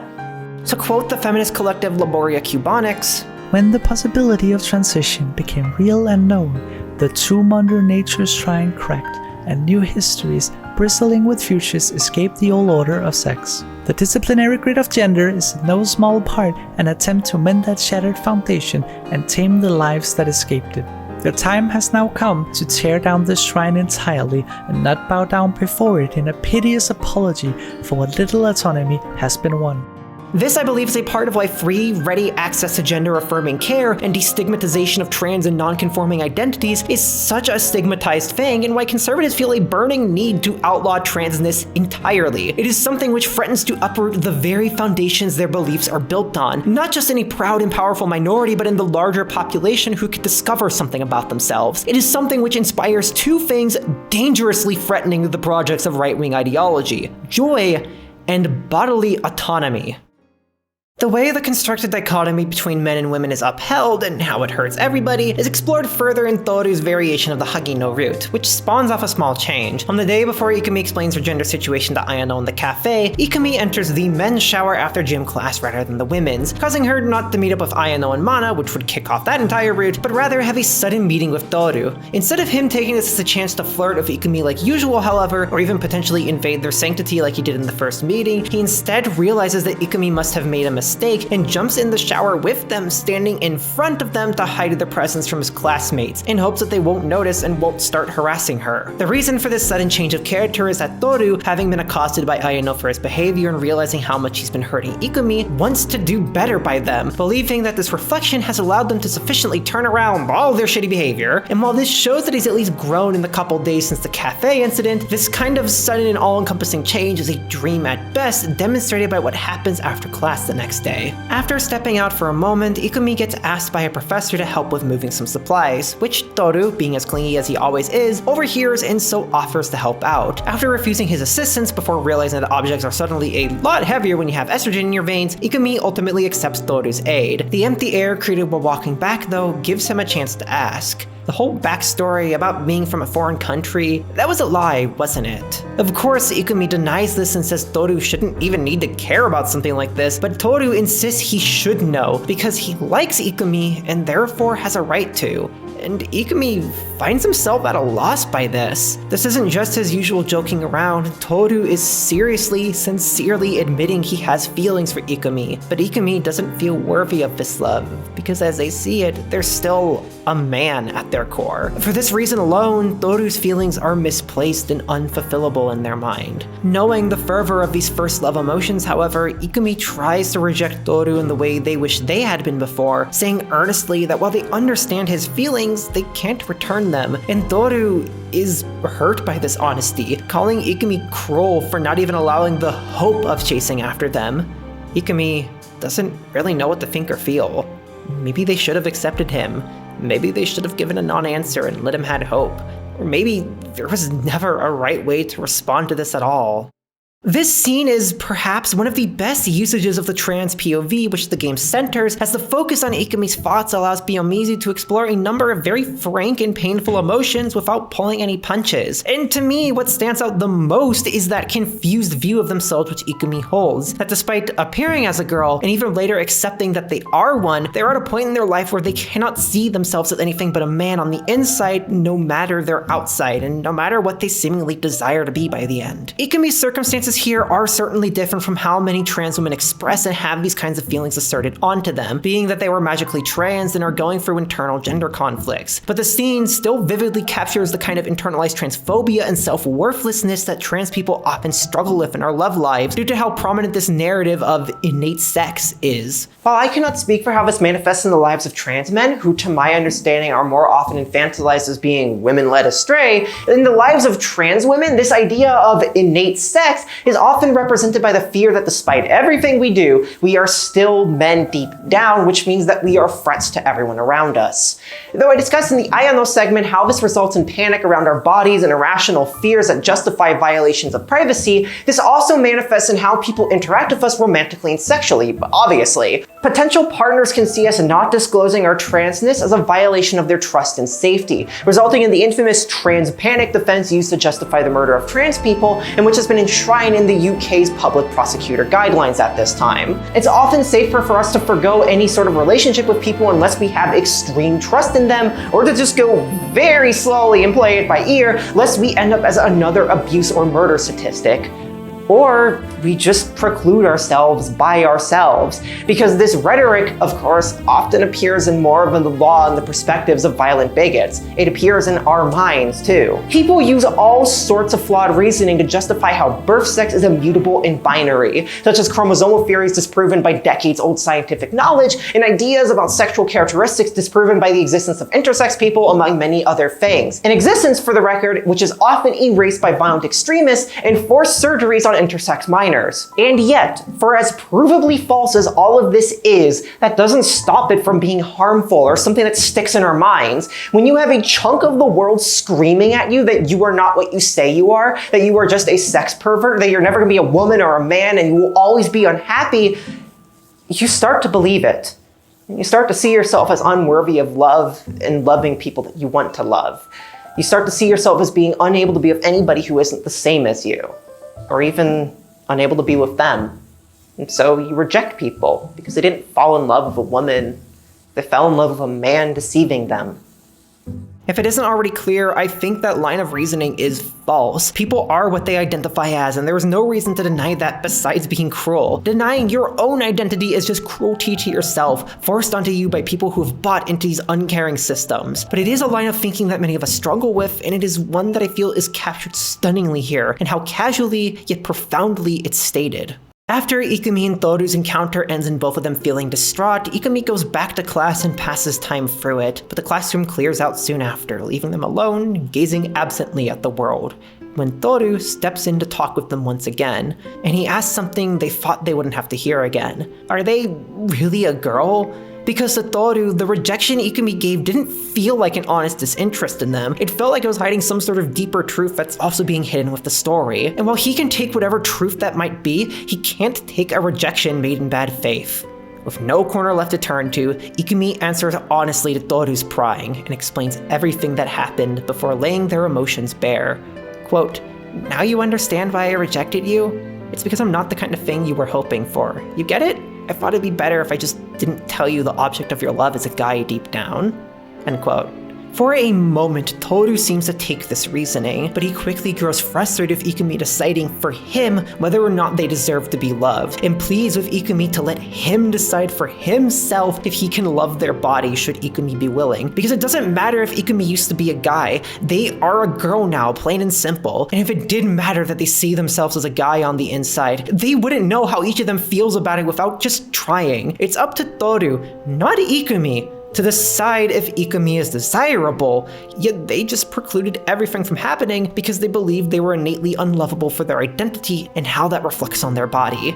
And so, Tooru pushes Ikumi down and the two try to make things work. Ikumi continuing to have fears over what their gender and their desire to go back to being a man implicates, with Tooru saying he wouldn't abandon them. They'd just be friends if Ikumi really did go back. But as they are now, as a woman, Tooru loves Ikumi and shows that affection sexually, all the while Ikumi struggles with confusion over their identity and realizes how painful yet pleasurable sex can be. And how forgetful guys are with aftercare. Fucking real. I mentioned how this route opens up proper with Tooru defending Ikumi in the showers, claiming that he's changed as a man and wants to do right by Ikumi. But what this sequence of events shows is how that kind of complete 180 can't be so easily accomplished. While Tooru demonstrates a desire to do good and be affirming towards Ikumi and does show an earnest love for them unfazed by their transness, they still talk about their love and even perform sex in very questionable ways. Tooru shows a commanding attitude towards Ikumi's desirability and viability as a partner, asserting that it's his right to decide if they're lovable as a woman or not, whether they're a woman or not. And while his intent is clearly to stop Ikumi from seeing themselves as undesirable based on their own anxieties, what it comes off as is a cis man attempting to dictate who is a man or a woman and who deserves to be seen as desirable in those ways based on their standards. While it is affirming to have cis people find us attractive as they are the ones who generally have more sway in society and see us as fitting within the gender we claim to be, it's also not what we should be relying on to determine the veracity of someone's identity, given how impossible it is to meet those beauty and bodily standards, and how the gender hierarchy forced onto us is the very same unreliable thing that oppresses everybody. In fact, flaws of this are presented in another version of that scene where Ayano grills Ikumi on their gender, as Ikumi presses their breasts up against Ayano's arm rather than telling her to talk with Tooru. In response, Ayano tells Ikumi with suspicion that they feel real, but they could be fake, resulting in Ikumi yet again having to use their genitals as, quote, proof of their womanhood. Even though, cis women get breast implants all the fucking time. You can't help but wonder how that scene, or this one of Tooru, would have gone down if Ikumi had a girl cock or something. A girl by all accounts, but perhaps for that alone they would suddenly be seen as unworthy. And any of this happening at all feels tragic, knowing these characters experiencing their own gender fuckery. Fuckery which is intentionally gatekept by people with power who want people to be oppressed like this, makes them realize how worthless and violating these lines of thinking are to begin with. These scenes of Tooru also show how, while they are able to correct much of their more outwardly offensive behavior, such as the invasive flirting and upskirting, they still have a very self-important and male-centric mindset. Even beyond the desire to be the arbiter of what's attractive, you can see it in how they express having a right to understand why Ikumi rejected them, as well as in how Ikumi describes his acts of penetration as being painful in the beginning and one-sided in a way they never imagined, because some men really fucking suck at sex and they don't like to talk about that. It goes to show how claiming to be an ally and claiming to have change doesn't immediately fix all of your problems, nor does it absolve you of your past misdeeds. And this is something that I think many men who claim to be feminists and progressive often misunderstand. They see the label and having some leftist beliefs as proof of their goodness and subsequently forget all the terrible shit they're capable of doing. I have seen friends of mine get talked over while expressing kinky desires by men who valiantly talk about how porn-brained a piece of media is while women are talking about enjoying that media, and I have known guys who use progressive thinking as a veil to excuse sexual harassment and even assault because they read about consent and how blurry it can be. They read about feminist issues and they suddenly think they're master judges of right and wrong. It is so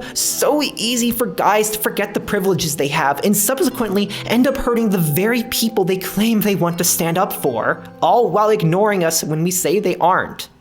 It's from this point on, with some new scenes focusing on him interspersed here and there, that the route more or less follows the events of Ayano's, with Ikumi continuing to investigate the mist and growing closer to both the twins until the great bimbofication of Tooru happens. And now I finally get to talk about that, because besides being a crazy fun chain of events with lots of gender play, sex, and entertaining bits, which I'm always here for, it also forces Tooru to completely rethink how they view women's struggles and gender identity on the whole. They start getting hit on by guys on the street and almost get into a dangerous altercation, thinking no harm would come to them from following a pickup artist. They realize how different bodies have different sensations and work in different ways. And most of all, they realize how identity, gender, and sex are so much more flexible than they thought. By getting the experience of living as a woman for a couple of days, Tooru both becomes more empathetic towards the struggles of women, and he realizes himself that he just doesn't care about what gendered features his body has. The route closes out with him getting his male body back, but still having really enjoyed the experience of transition and feeling closer to Ikumi because of it. The after credit scene showing they're still a flirty and over the top goofball, but in a way that's genuinely respectful. What this ending shows is, once again, how unmitigated access to gender expression and bodily autonomy allows people to connect and cross boundaries in ways that are antithetical to the projects of hierarchical societies, with Toru's growth from a boundary-violating possessive man to an agender gremlin, happy happy with anybody they get. It provides a notable angle on how gender nonconformity directly attacks the foundations of cisnormativity and heterosexuality in society. Tooru's outbursts throughout the common route and the beginning of his route are not ones uncommon to men in society,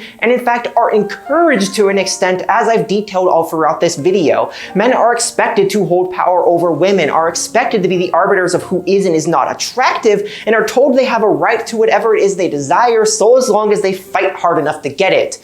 The implied violence of that verb entirely intended. However, the ideas of what it means to be a man also rely entirely on there being an artificial and fixed gender hierarchy, as do the ideas of what it means to be a woman. This hierarchy is reinforced in every aspect of life in order to make it seem legitimate, and every avenue to reveal it as a farce which hides a spectrum of diverse and fascinating undefinable identities is torn away from us by violence. By Tooru being a woman for a couple of days while still retaining their own identity and self, an identity and self that the hierarchy attempts to sell as innately linked to sex and gender, they realize how little it actually connects and how little it really matters. And that is something that the powers that be fear, because if people can cross the boundary, then the people that those powers wish to groom into certain positions will realize how unstable and how made up those positions are. If people were able to flow through the spectrum of gender freely and see how much of it relies on constructs and gatekeeping, then people would begin to realize in far more numbers how the hierarchy of men on top and everyone else below is not a fixed feature of the human species, but a construct that has to be forcefully upheld by the state through violence and propaganda.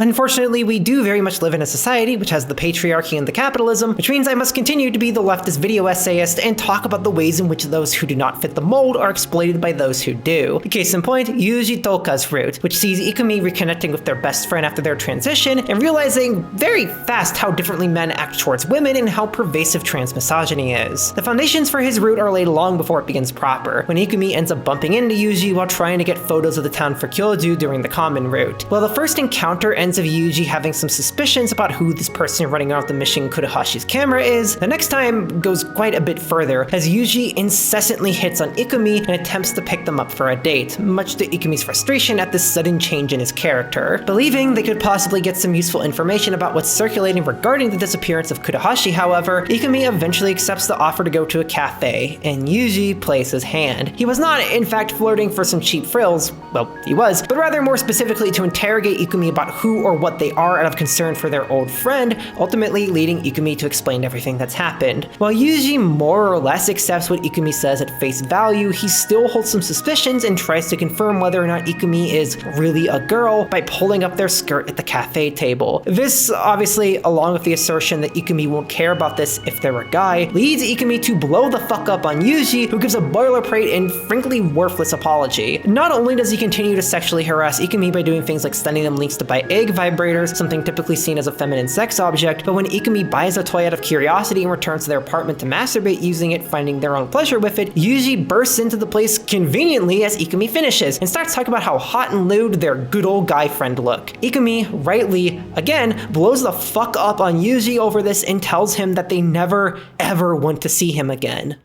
This is the last we see of Yuuji substantially until the common route ends, and it makes one hell of an impression of what his route is going for. We have, on one hand, a character who is struggling with their gender identity and is in intense denial over their feelings with it, and on another, we have a character who seems to be coaxing them into admitting they're a girl through sexual harassment and, whether consciously or not, exploiting their gender confusion to their sexual benefit. I will speak more on womanhood being defined by sexual misfortune in Hikari's route, because for Yuuji's, I want to talk about the latter half of Yuuji's probable intentions and the transmisogyny inherent in it. It is not at all uncommon for trans women to be treated by cis guys as both men and women interchangeably because of a number of complicated and intersecting prejudices.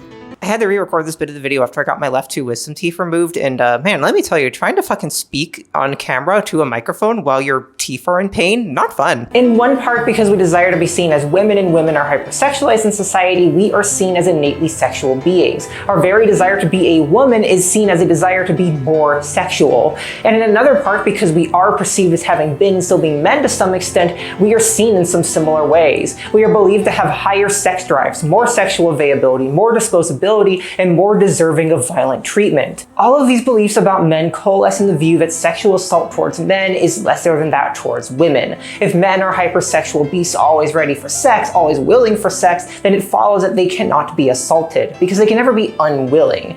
And as such, it is somehow acceptable to violate trans women because we are not seen as women. To once again quote Talia Bott, "We serve as objects of macabre fascination for cissexuals, either a hypersexualized fantasy with no autonomy or agency of its own, or a monstrous creature whom it is permissible to abhor, violate, and brutalize. We are womanized in the way that everything considered beneath a man is feminized. Yet our womanhood is repudiated, even as those who seek to destroy us bring the full force of misogynistic degradation to bear. We are assaulted and told we invited assault, that our deviancy and perversion and pretensions to womanhood carries implicit permission for deviants and perverts to treat us like women." Trans women are simultaneously objects of perfect, young, feminine beauty, and men who are impossible to truly exploit or harm. We are rare diamonds and disposable objects. We are fought to play hard to get like women do, yet we are always available like men are fought to be. These viewpoints, built on degrading ideas of what men and women naturally are what allow people like Yuuji to exploit Ikumi's confusion without realizing what they're doing is actively harmful and traumatizing until they're forced to, because it is naturalized, it is normalized. What is also interesting here is how Ikumi's perspective as a trans woman allows them to recognize much of this, and clearly see how Yuuji's treating them differently because of how he views them now. Ikumi at many times remarks how this is only happening because Yuuji sees them as a girl despite all the protests, and how his gendering conveniently changes in order to excuse his gross behavior.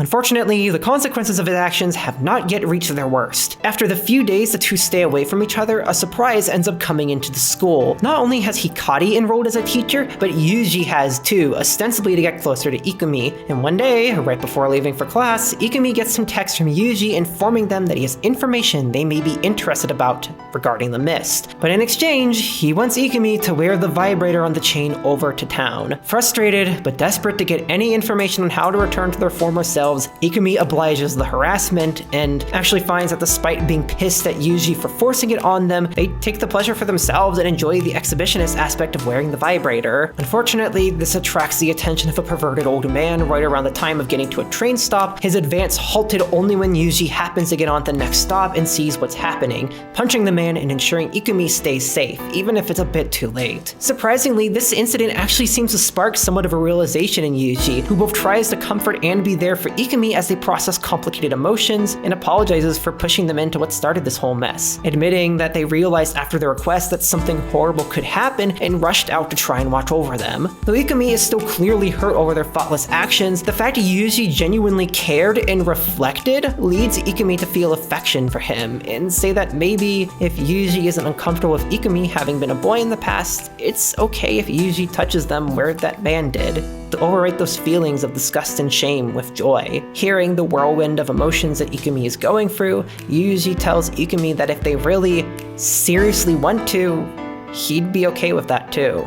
And so the two ultimately go to a love hotel and have a slow, gentle, and careful time together that really does help Ikumi get over it. Though the aftercare is far from great, with Yuuji still displaying a reckless and frustrating disregard for Ikumi's confusion over their gender and an insistence on dating Ikumi, the experience in Yuuji's affirmation of them as somebody pretty and desirable plants doubt in their mind over whether they want to return, and complicated feelings of affection. This ends up backfiring for Ikumi's plans to retrieve their old existence, as Kyoju calls the next day to inform Ikumi and Mana that, for reasons unknown to Kyoju, Ikumi has rapidly grown accustomed to their new body and begun to settle into the fabric of their world. Since they are both the origin and the observer of the phenomena occurring, the more their existence as a girl becomes a matter of fact in their mind, the more difficult it will become to reverse the change. Ultimately, Kyoju tells Ikumi that they're at a crossroads. Whether they wish to live as a girl or return to being a guy is up to them to decide, but the hesitation in their voice to affirm they want to return, when Kyoju carefully and gently questions them, indicates that they may be lying to themselves.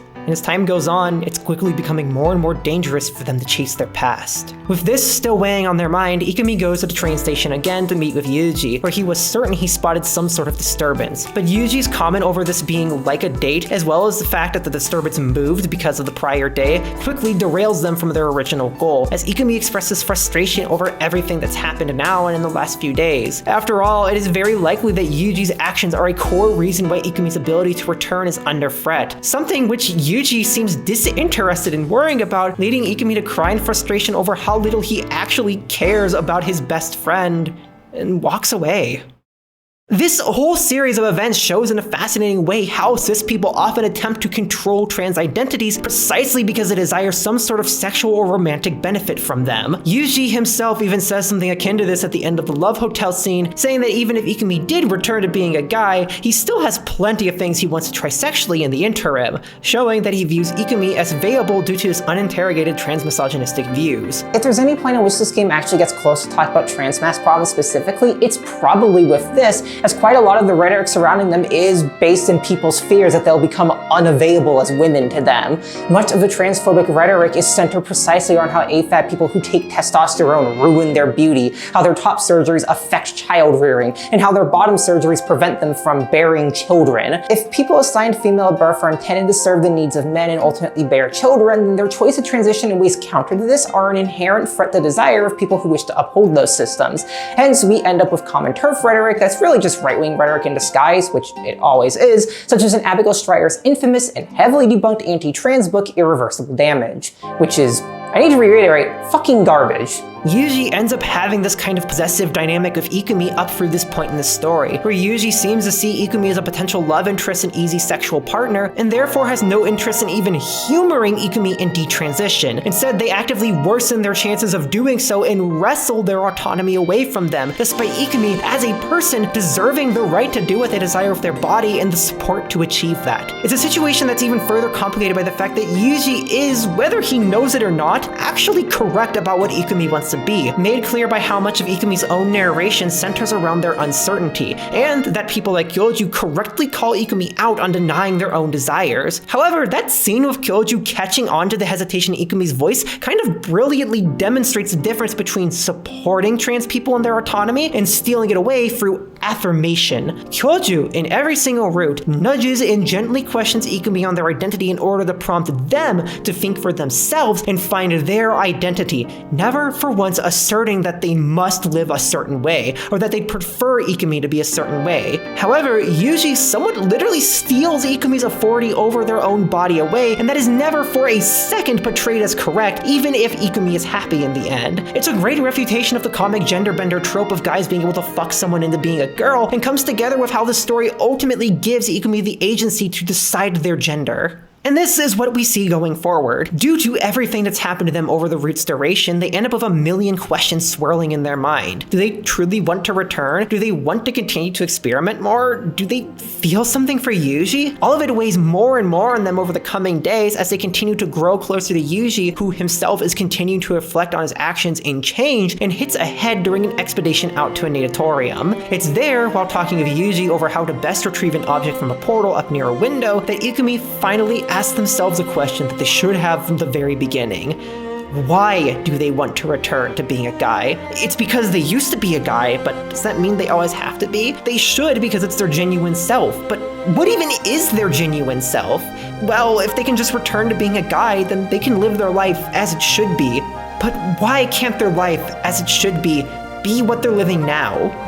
Lost in thought for a moment, this comes to a halt when Yuuji gets their attention and begins helping them to retrieve the last object they need. Him, having realized at this point that he needs to support Ikumi in living however they choose to, even if it's a bit late. But ultimately, the choice ends up being made for Ikumi, as trying to retrieve the object nearly kills them both, each accepting they have to give up on the hunt. Returning home alone, Ikumi sulks in their room for a time until Mana comes in to try and comfort them, but rather than cry on their shoulder, Ikumi chokes back their tears, holds Mana tight, and asks them if they wouldn't be okay calling them their sister from now on. Ikumi, in this time, has realized that them surviving at all is a miracle, that them getting a chance to live like this is a miracle. After everything, and after thinking on it for themselves, maybe it's not so bad to have a new dad, a new sister, and even a boyfriend. Maybe all that's left to do from here is enjoy the precious, beautiful new life ahead of them. Though perhaps not as liberatory and radical as the Hagino route, Yuuji's route still explores a lot of interesting and topical ideas, as well as presenting a surprisingly captivating on and off ultimate game-like relationship. Because let's be totally clear here, Yuuji is a scumbag in a lot of this route in a way that both rings familiar to some of those games, as well as to a broader archetype of men who clearly want to care about people, but are unaware of how their normalized actions are harassment. I was honestly kind of amazed that Ikumi stuck with him in the end, but I think the game makes a clear case for why these two are able to work out. Throughout all of it, Yuuji is kind of an asshole, but he also genuinely improves his act every single time Ikumi calls him out on his bullshit. It's just bullshit he's never been made to be aware of, and Ikumi is the first person to actually call him out on it. He continually finds new ways to be a scumbag, but he shows clear signs of improvement, and the long-time bond the two have explains why Ikumi has such an abnormally high level of tolerance to watch that unfold. The game also never congratulates Yuuji on his growth or even gives attention to it, because it really shouldn't. Treating people with dignity is the baseline for behavior. Instead, this growth unfolds subtly. Like with Tooru's route, Ai Mai Misuto makes clear that male entitlement can't vanish because of one stern talking to and a relabeling as an ally. It takes fucking up a lot to improve as a person, and people have every right to become frustrated with you during that process, especially when you hurt them. But it is possible, and you can become a better person for it.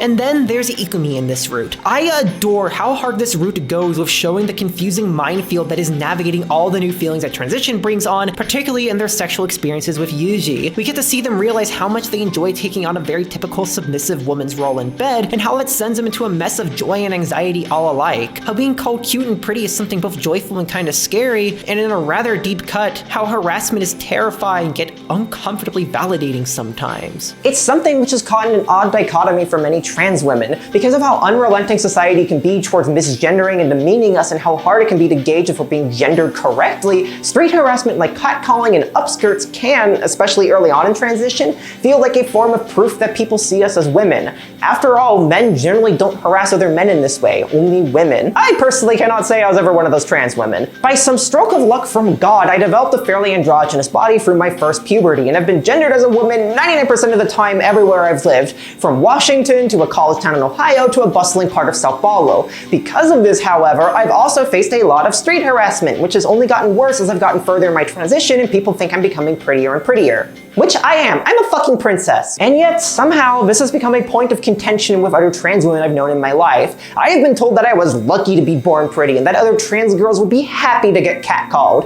I have been told that I was lucky to be beautiful enough to get molested because it meant that some jackass saw me as a woman worthy of rape. I say this not to villainize these people, even though these statements are abhorrent and disgusting and terrible, but to make clear that being denied the right to be seen how you wish to be seen really fucks your head up and makes you desperate for affirming attention. I think Ikumi's reactions to harassment all throughout this game and how it progresses echoes a lot of this confusion and eventual need to find survival tactics. You see her go from creeped out but kind of affirmed as a woman, as unwanted as that may be, to outright street smart in some cases, at one point helping Tooru out of a pickup artist predicament using her street savviness. And in Yuuji's routes, his actions quite literally settle into Ikumi's mind that they are perceived as a girl. This not only mirrors how harassment is often seen as an inevitable part of womanhood, something I'll talk about in the segment on Hikari's route, which also subverts this, but it mirrors how it can be one of the only ways in which trans women get clear, impactful affirmment. Ikumi, however, never lets this sit as acceptable and instead constantly pushes back against it, eventually making it click into Yuuji's head that this isn't okay. And then there's the matter of that scene, where Ikumi finally connects the wires in their brain and asks the question, why are they supposed to be a guy? This scene, coming and going in a flash, in a style akin to some of the best moments of writer Tanaka Romeo, is one of the most brilliantly written and poetic in the game, with their questioning of the real me and the life I should be living, capturing a poignant and heart-piercing realization of how identities are often forced onto us. It's a climactic moment of Ikumi asserting their agency over their identity, thinking for themselves as Kyoju so often prompted them to, and taking ownership over all the experiences they had that tried to wrestle it away from them. Rather than allowing Yuuji or somebody else to decide who they are, Ikumi figures out for themselves that who they are doesn't have to be tied to their gender, that they prefer being a woman, because it makes them happy. This is actually seen all throughout the route, such as how Yuuji tries to harass Ikumi into buying the vibrator as a joke, and Ikumi takes it for themselves and finds pleasure. The pole scene, however, is the most crystallized example of this, with its emphasis on them being a guy being correct simply because it was always that way. So much of our lives pre-transition are dictated by this unfounded yet nigh impossible to argue with logic, that how we were born is what we were meant to be, and that the lives we lived before our transitions are what we were meant to be living. We're kept from living the way we want to, being how we want to be, purely through the non-argument of it was always this way, so it should always be. Yet in that moment, Ikumi breaks through that mental fog and begins to question why the very foundations of their identity are what they are. Why should they be a guy? Why should they keep living the life they used to? What does it even matter if that's how things used to be? Why can't they be different now? Why can't they change? As simple as those questions may be on the surface, they are the beginning of realizing that we don't have to live life in the way it was meant to be. They are questions that are gate-kept from us. And sometimes,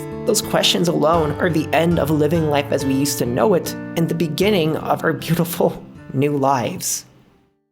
With 3 routes down, the remaining 2 are somewhat surprisingly a lot harder for me to say as much about. Both Mana and Hikari's routes, while quite interesting, aren't as dense on unique ideas as the prior 3, at least in my opinion. Don't take my opinion for granted. Play this yourself if you know Japanese. Please engage with the art I talk about if you can. But they are nevertheless still genuinely interesting in their own rights, with Hikari's route and its bad ending posing an interesting question about what we consider to be innate parts of womanhood. To simplify the story, Hikari's long been a close ally and assistant of Kyoju, so much so that she at one point had a crush on him that went unfulfilled, as even after the passing of his wife, Kyoju was deeply dedicated to her. Over time, however, she began to develop feelings for Ikumi instead, which have only gotten stronger since their magical transition. Hikari, after all, literally calls herself a bisexual using that exact term as a loan word, but clearly seems to have a preference for women. It's because of all this that she was not only able to readily accept how Ikumi got a feminized body, but actively wants to aid Ikumi in growing comfortable with themselves as a girl, because it might be the only way they can continue to live. If Ikumi could accept themselves as a girl, then they might be able to settle their existence in reality once again and guarantee their safety. As while they could return to being a guy by pursuing their belongings, that process is far from safe. Not only is it clear that the mist disturbances are dangerous for anyone besides Ikumi to interact with, as seen with Yuuji nearly dying and Tooru being half erased and girlified, but they're rapidly becoming dangerous for Ikumi too. Upon attempting to interact with one at the train station towards the end of this route, they end up fainting and pass out for 2 days, the strain of denying themselves literally tearing their existence apart. Though Hikari attempts to comfort Ikumi and even show them around their body in hopes that it might help them to accept themselves, she fears that reality has become too warped and that the only way to truly settle Ikumi as being a woman is through an intense, shocking stimuli, and Hikari's mind immediately goes to one that no woman or person should ever have to experience. However, rather than accept this as the only path forward, Ikumi posits another idea. Maybe, just maybe, for embracing the love and affection of another woman in ways that only women can provide for each other, the fabric of reality can be repaired and Ikumi can accept themselves for who they are. And so, with intense determination, they have gay, lesbian sex to save the world. And you know what? It fucking works! I love this game! This is brilliant. This is perfect. This is great. Because of their stunning sapphic success, Ikumi feels better about themselves, Kyoju is able to return to our reality, and everything becomes peaceful once again. While it's perhaps not the path Ikumi expected to take in their life, it's most certainly not a bad one. After the immediate shock of it all wears down, Ikumi is able to tell their parents who accept them as their daughter, and Kyoju treats them like a beloved daughter. And now, with Hikari at their side, willing to love them for whoever they are and whatever they are as long as they put the goddamn maid outfit on, she can embrace these changes. Perhaps as she changes in the future, there may be more fun in store, too. Perhaps change is good. Like I said a bit ago, I don't think Hikari's route has quite as much interesting going on as the others, but that little bit at the end, of Hikari's first idea as to what could lodge being a girl in Ikumi's mind, fascinates me for what it implies about how we view womanhood through a lens of inevitable suffering and oppression, that one of the most defining features of being a woman is for things to suck. I burned through most of my outfits to make me look like cool or sexy, and now I just have a tit on my tits. Is this even a tit? Bird expert, please weigh in. Do I have tits? There is a phrase that I heard non-stop from so many people in the early days of my transition and even well past it. Welcome to being a woman. Frustrated over how difficult hair maintenance can be? Welcome to being a woman. Frustrated that your friends are suddenly ignoring half of what you say? Welcome to being a woman. Heard some old man talk about how nice your ass is while you're walking back from the hardware store of boxes to move out of your shitty old apartment of shitty roommates? Welcome to being a woman. There is this bizarre defeatism present in seemingly how many people, particularly cis women, view the lives of women. Everything terrible that happens to women is an inevitability of our lower role in society, something we just have to accept as a problem when it happens, complain about to our friends after it happens, and then go on and forget, only speaking up about it when it escalates to violence. Or sometimes even not then. I have known women, trans and cis, who got told this exact stock phrase after being sexually assaulted. I got told this stock phrase after being sexually assaulted. In fact, sexual abuse and harassment seems to be one of the cornerstone usages of this phrase, as if one of the qualifiers of being a woman is to have some piece of shit violate your sanctity. The pervasiveness of this viewpoint explains why Hikari's first thought for how Ikumi can settle their existence as a girl is to experience something horrible in this vein. And more specifically, to have Ikumi temporarily travel to the parallel world using the mist with the specific setting of them being assaulted by people they trusted. And obviously nobody is happy about this. It's only being proposed because Ikumi's life is on the line, but it's still a grim and uncomfortable suggestion of how suffering is seen as being part of a woman, and also a strongly deep cut with acquaintance rape being the most specific kind of setting for this. Like, Jesus Christ. This is what makes Ikumi's suggestion for their womanhood to be defined by love with another woman so evocative. Rather than accept pain and oppression as the norm, they advocate for love, free from the eyes of men at that, as a way to accept oneself as a woman. For embracing another woman, they're able to find comfort in their own womanhood, and subsequently view it as something founded on joy, not pain. It is a direct contradiction not only to the view of womanhood as suffering, but queerness as suffering as well. A lens we are so often seen through because it's often easier for people to believe us when we are suffering than it is when we are in joy. And this, as writer Annabelle Paulson points out in an article for the Document Journal, is deeply damaging. Pain is prevalent in media because of its ability to foster empathy. Photographs of marginalized groups can translate passive pity into active compassion. They help viewers connect suffering to a living or dying human. At the same time, these images can reduce a community's existence to their suffering. Because queer art and artists, and lesbians specifically, have been historically restricted in society, the images that are presented by major art institutions become the primary source for many viewers to engage with the queer experience outside of a queer context. Many people are unable to see us or other marginalized groups through any lens which is not, first and foremost, based in our pain. And we are often unable to find representations of ourselves based in anything but our pain because the people curating what images get presented, who are most often cis, white, and straight, cannot imagine marginalized people as more than objects of suffering. It is beautiful then to see stories that advocate queerness and womanhood not solely as sites of oppression, even though we do face much oppression, but as sites of joy, because we face much joy in our lives too. And I think this is wonderfully embodied in a line that Hikari says when speaking about her love for women. For her to be bisexual was like a blessing from the heavens, because it means that she can love the ones she loves, no matter what form they take. And so we have one final route to go over, Mana Hayami's. Once again, I don't exactly have a ton to say about events in it or the route as a whole, but I chose to make it the final one I discussed due to a core message of it as well as its final scenes, representing one of my key points in this video. The beauty of change in general and the need for liberation and freedom in gender. Like Hikari, Mana has also had a crush on Ikumi for a very long time, but unlike her, Mana's crush was founded on Ikumi being a guy, which leads to some complicated feelings when they get magically transed. On one hand, the prospect of Ikumi becoming a girl, and a sister at that, by sharing genome data is something she adores, especially as it means they get to live together and be close with each other, and yet she's deeply attached to the idea of Ikumi as a guy, and Ikumi being a girl runs directly counter to that. Her feelings towards Ikumi grow even more complicated when one day, as the two are walking by the riverbed, they start chatting with each other and Mana asks if Ikumi remembers the day they first met. While Ikumi is certain that they first met at Gyoju's place, Mana seems to believe something completely different, leading her to feel dejected. So much so that Ayano actually confronts Ikumi at school the next day, to no avail, as Ikumi doesn't understand what's going on either. The two just leave confused. For the next while, Mana ends up being quite avoidant of Ikumi while Ikumi tries to work on their photo gathering expedition. In the midst of that lonely venture, however, they find a chance to catch up with Hikari, who is the first person able to give Ikumi some sort of hint as to why Mana is so dejected.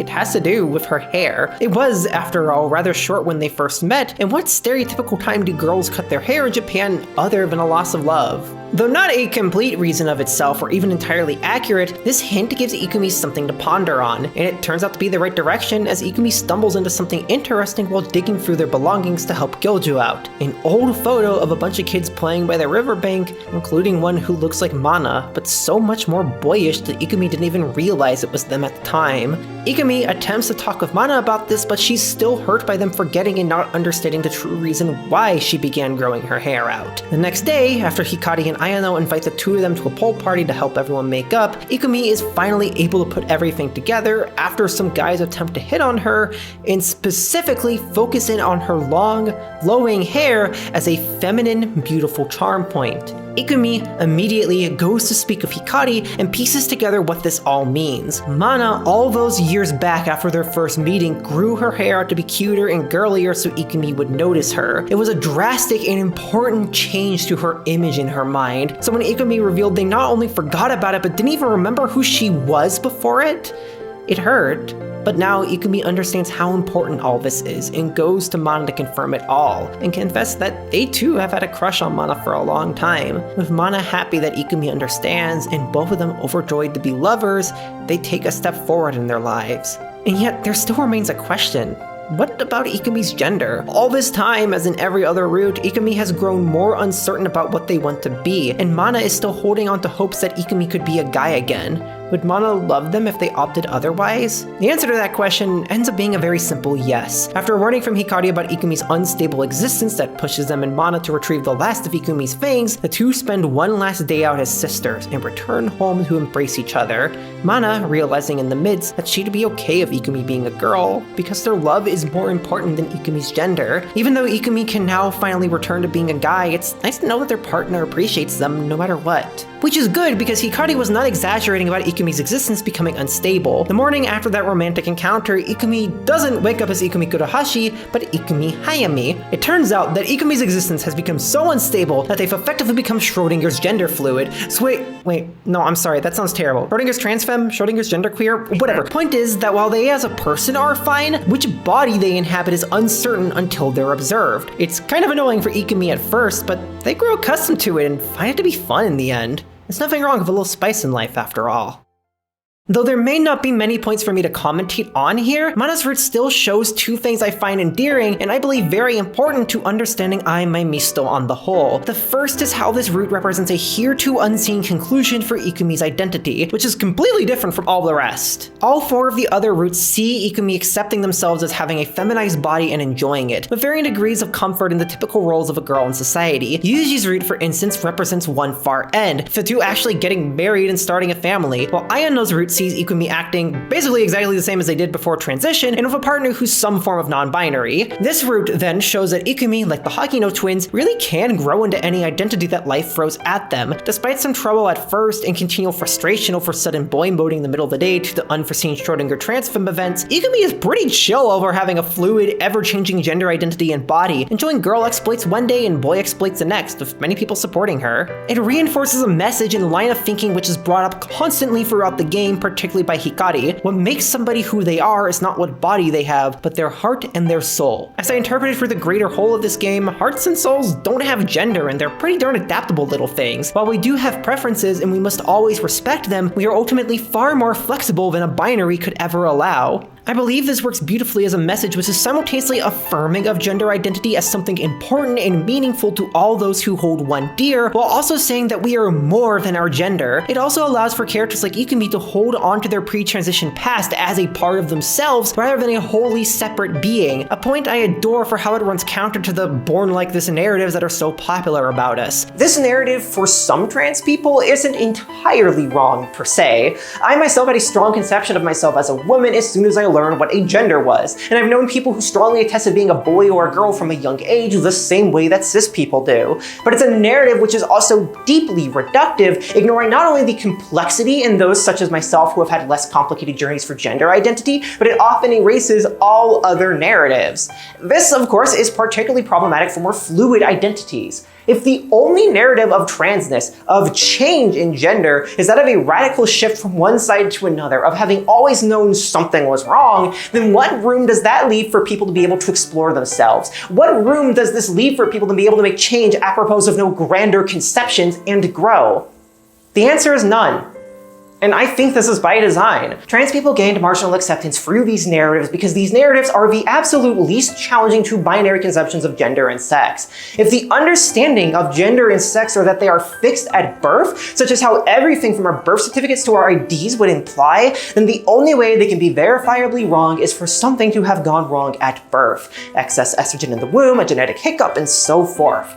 Anything else is the outside world influencing the unchanging inner self. But the inner self is not defined only by our genitals, our hormones, and our chromosomes. It is defined by the outer world too, by our experience, by us. And some people, as time goes on, realize they need or want to interact with the inner self in different ways in the outer world subsequently. It's just that, as highlighted, this is contrary to what's beneficial to the powers that be. Joy and autonomy are contrary. And this is where the second thing in this route comes into play, Mana's haircut. It's a seemingly small and insignificant thing on the surface, a girl deciding to grow her hair out because she wants to change her image. That's something people do all the time. We are always adjusting our images in ways that may seem minuscule to others, but are monumentally important to us. So what's the big deal here? The big deal is that we are always adjusting our image in ways that may seem minuscule to others, but are monumentally important to us. Mana's route focuses immensely on how this seemingly meaningless change to many people was to her a grand change in her image that hurt to have other people not recognize. It hurt for people to not see her before and after the change as the same person until it was spelt out for them, and it meant the world to have that recognized while still being recognized as the same person. As I read it, this route gives the same weight to that haircut as it does to Ikumi's transition at points. And it is not to discredit Ikumi's transition, to say that gender is just the haircut and therefore you shouldn't care, but it's to say that any change, for anybody, which may be small for someone else, can mean the world to the person making that change. Any change can be deep and profound, and we deserve to be able to make those changes and have them seen. The questions I'm ultimately trying to pose are these. Why are we forced to think of gender as something immutable, permanent, and unchanging for every single person alive? Why is society only willing to sell a single narrative of transness, that we're all born in the wrong bodies and seek treatment to correct ourselves and serve a role? Why is the world so desperate to fit us into molds and either write off our deviations or eradicate them? Why are we only ever allowed to change when somebody tells us we can? And the answer, as I've said many times throughout this video, is autonomy.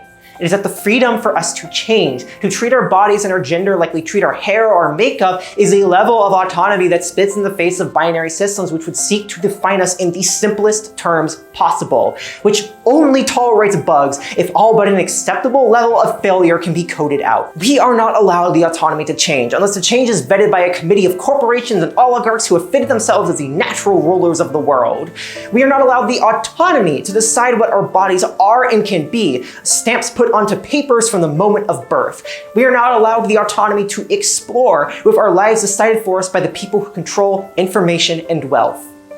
And yet, despite all of this, we as trans people work every day to wrestle this autonomy back, and we succeed. We have been succeeding at taking our autonomy back for decades from the people who stole it away, working every day to allow us for ourselves to decide how important our identity is to us, to say for ourselves whether a change is permanent and unyielding or is temporary as a haircut, and to be able to make that change for ourselves as many times as we want and need. We've created our own medicines, we've conducted our own research, developed our own distribution networks, and formed communities to sustain us even in the worst times. We have fought for the right to change as we desire and to determine what that looks like. And by extension, we've fought for the right for anybody to be able to change. Even if you may, because change can be terrifying when the only narrative you're taught is terror. I remember when I was on the precipice of realizing my desire and need to transition. I was 19 years old and I had been repressing my identity for something like a decade at that point in varying forms, getting worse and worse as I understood better what gender is. I was at my breaking point and had only recently found people who were supportive of me being trans at all. Some of them weren't good people, some of them were horrible, but I was at least in the place where I could be supported in that way. And for a long while, I still hesitated. I played coy at the idea of going on HRT, having heard all the exaggerated and false risks, having been told all my life how drastic of a change it is to change your body and identity. I was scared, because I was scared of taking the risk to change and being unable to go back. It was around this time, too, that I started to get really into Star Trek, and I promise this is going somewhere. After an ear infection left me immobile for days with splitting migraines as antibiotics worked their magic, I binged the entirety of the original series, and moved on to the next generation as soon as that was over. It very quickly became my favorite thing to watch to pass time and cope with the intense mental strain I was under from not just the gender dysphoria, but undiagnosed CPTSD, a shitty friend group, a stressed household, and so much else happening in my life. And then one day, I reached just over the halfway point of the 6th season and began the episode Tapestry. In it, one of the main characters, spaceship Captain Jean-Luc Picard, dies in an accident and is given a chance by extraterrestrial Tumblr sexy man Q to relive his life, with Picard deciding he wants to fix all of his mistakes and risk to right all of his regrets. However, as Picard gets furthered into this altered life, he begins to realize how empty it is. All those risks he took and the mistakes he made gave him the courage to grow. They taught him morality, humility, and courage, and made him the person he is. Avoiding those risks made Picard someone he is not. In his words, a man bereft of passion and imagination. To which Q lectures Picard, telling him that never taking those risks, never trying to be something, made him nothing. A nobody who was noticed by nobody. You're right, Q. You gave me the chance to change, and I took the opportunity. But I admit now, it was a mistake. Are you asking me for something, Jean-Luc? Give me a chance to put things back the way they were before. Before you died in sickbay. Is that what you want? I would rather die as the man I was than live the life I just saw. That was the moment that cracked my egg, so to speak. The idea that I could live my life trying to avoid all risks, trying to avoid all chance of something going wrong, trying to be the perfect person who obeyed all orders and played everything safe would make me nobody. I would seize no opportunities, never grow or learn from others. I would be nothing. Or I could take the risk, and I could die as the woman I wanted to be. And so I worked up the courage to find a doctor and a therapist and began taking hormones. And from taking them, I learned something hilarious and paradoxical about this whole story. Estrogen doesn't really do anything to your body in the beginning, but the mental effects were profound. I had a solid few weeks of taking it, experimenting, and resting on it to realize I had simultaneously taken a great risk, and yet had the autonomy to return still. I realized that I asserted control over my own body, and I could have always done so. It was simultaneously this grand, monumental thing for me, this life-changing thing, and it was something I could come back from, like a haircut. There's always risk in change, but there's fun along the way too. And if all you believe the narratives around risk, around suffering, around pain, then you will never see the narratives around joy, around euphoria, around love. If all you ever see are the narratives of fixed and unchanging identity, then you will never grasp how you are already changing. You are always growing, and to choose how you grow and with what is to assert your autonomy. It is to assert you. There is that one line in Tooru's route I've teased this entire time, which I think I need to finally say. To change isn't bad at all, so let's change and have fun while we do. One of the things I hear with some younger trans people I know is they feel, I'm gonna get this surgery, and I'm gonna learn that way of speaking, and I'm gonna be done. You're never done. If you're a straight cisgender person, you're never done. Things are always happening that have the potential to change you. So all I am today is not who I'm going to be tomorrow, because of the things that happened to me today, and later tonight. People forget that. Look, boys, girls, and non-binary hoes, I don't even need to do the usual shtick. Yes, you should play Ai Mai Misuto because it is a goddamned masterwork in trans storytelling. Not only is it a brilliantly fun title of endearing romances, great comedy, and captivating characters, but it is a deeply thought-provoking and interesting dive into countless issues that face trans and gender non-conforming people to this day. One which ultimately invokes some quite radical thoughts on the fluidity of identity and directly questions attitudes and beliefs which have only grown more prevalent in the years since its release. It's a game that acknowledges how difficult it is to be any sort of queer in this day and age, but it's filled with so much love for it, celebrating the joys that come with being a woman who loves other women, being a gender disaster and live with another gender disaster, exploring yourself and finding a unique identity, being a little agender gremlin, and so much more.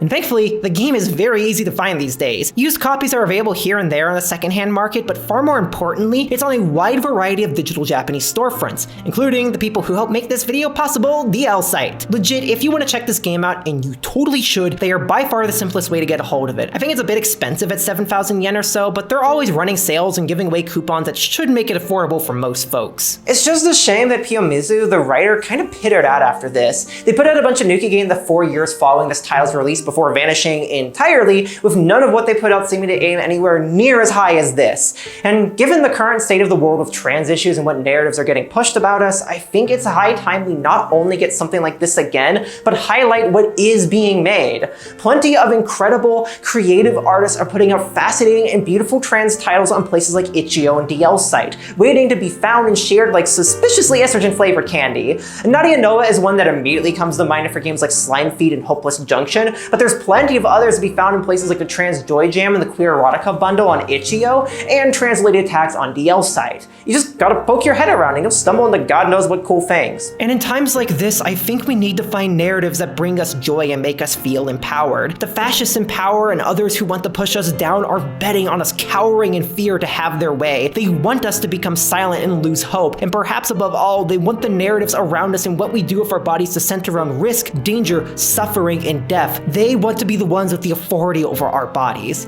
And to that, I say, fuck it. We suffer and we hurt, yet we also find joy and euphoria. We are people who take risks and encourage others to do so, because life is nothing without risks. And many times, those risks are far less dangerous than it seems, and the joy they can bring us is far greater than we're told. We are people who embody change and live with it, rather than run away in fear. We may struggle and we may lose hope, but we cannot. We will never give up. We can continue to live, and we can continue to change.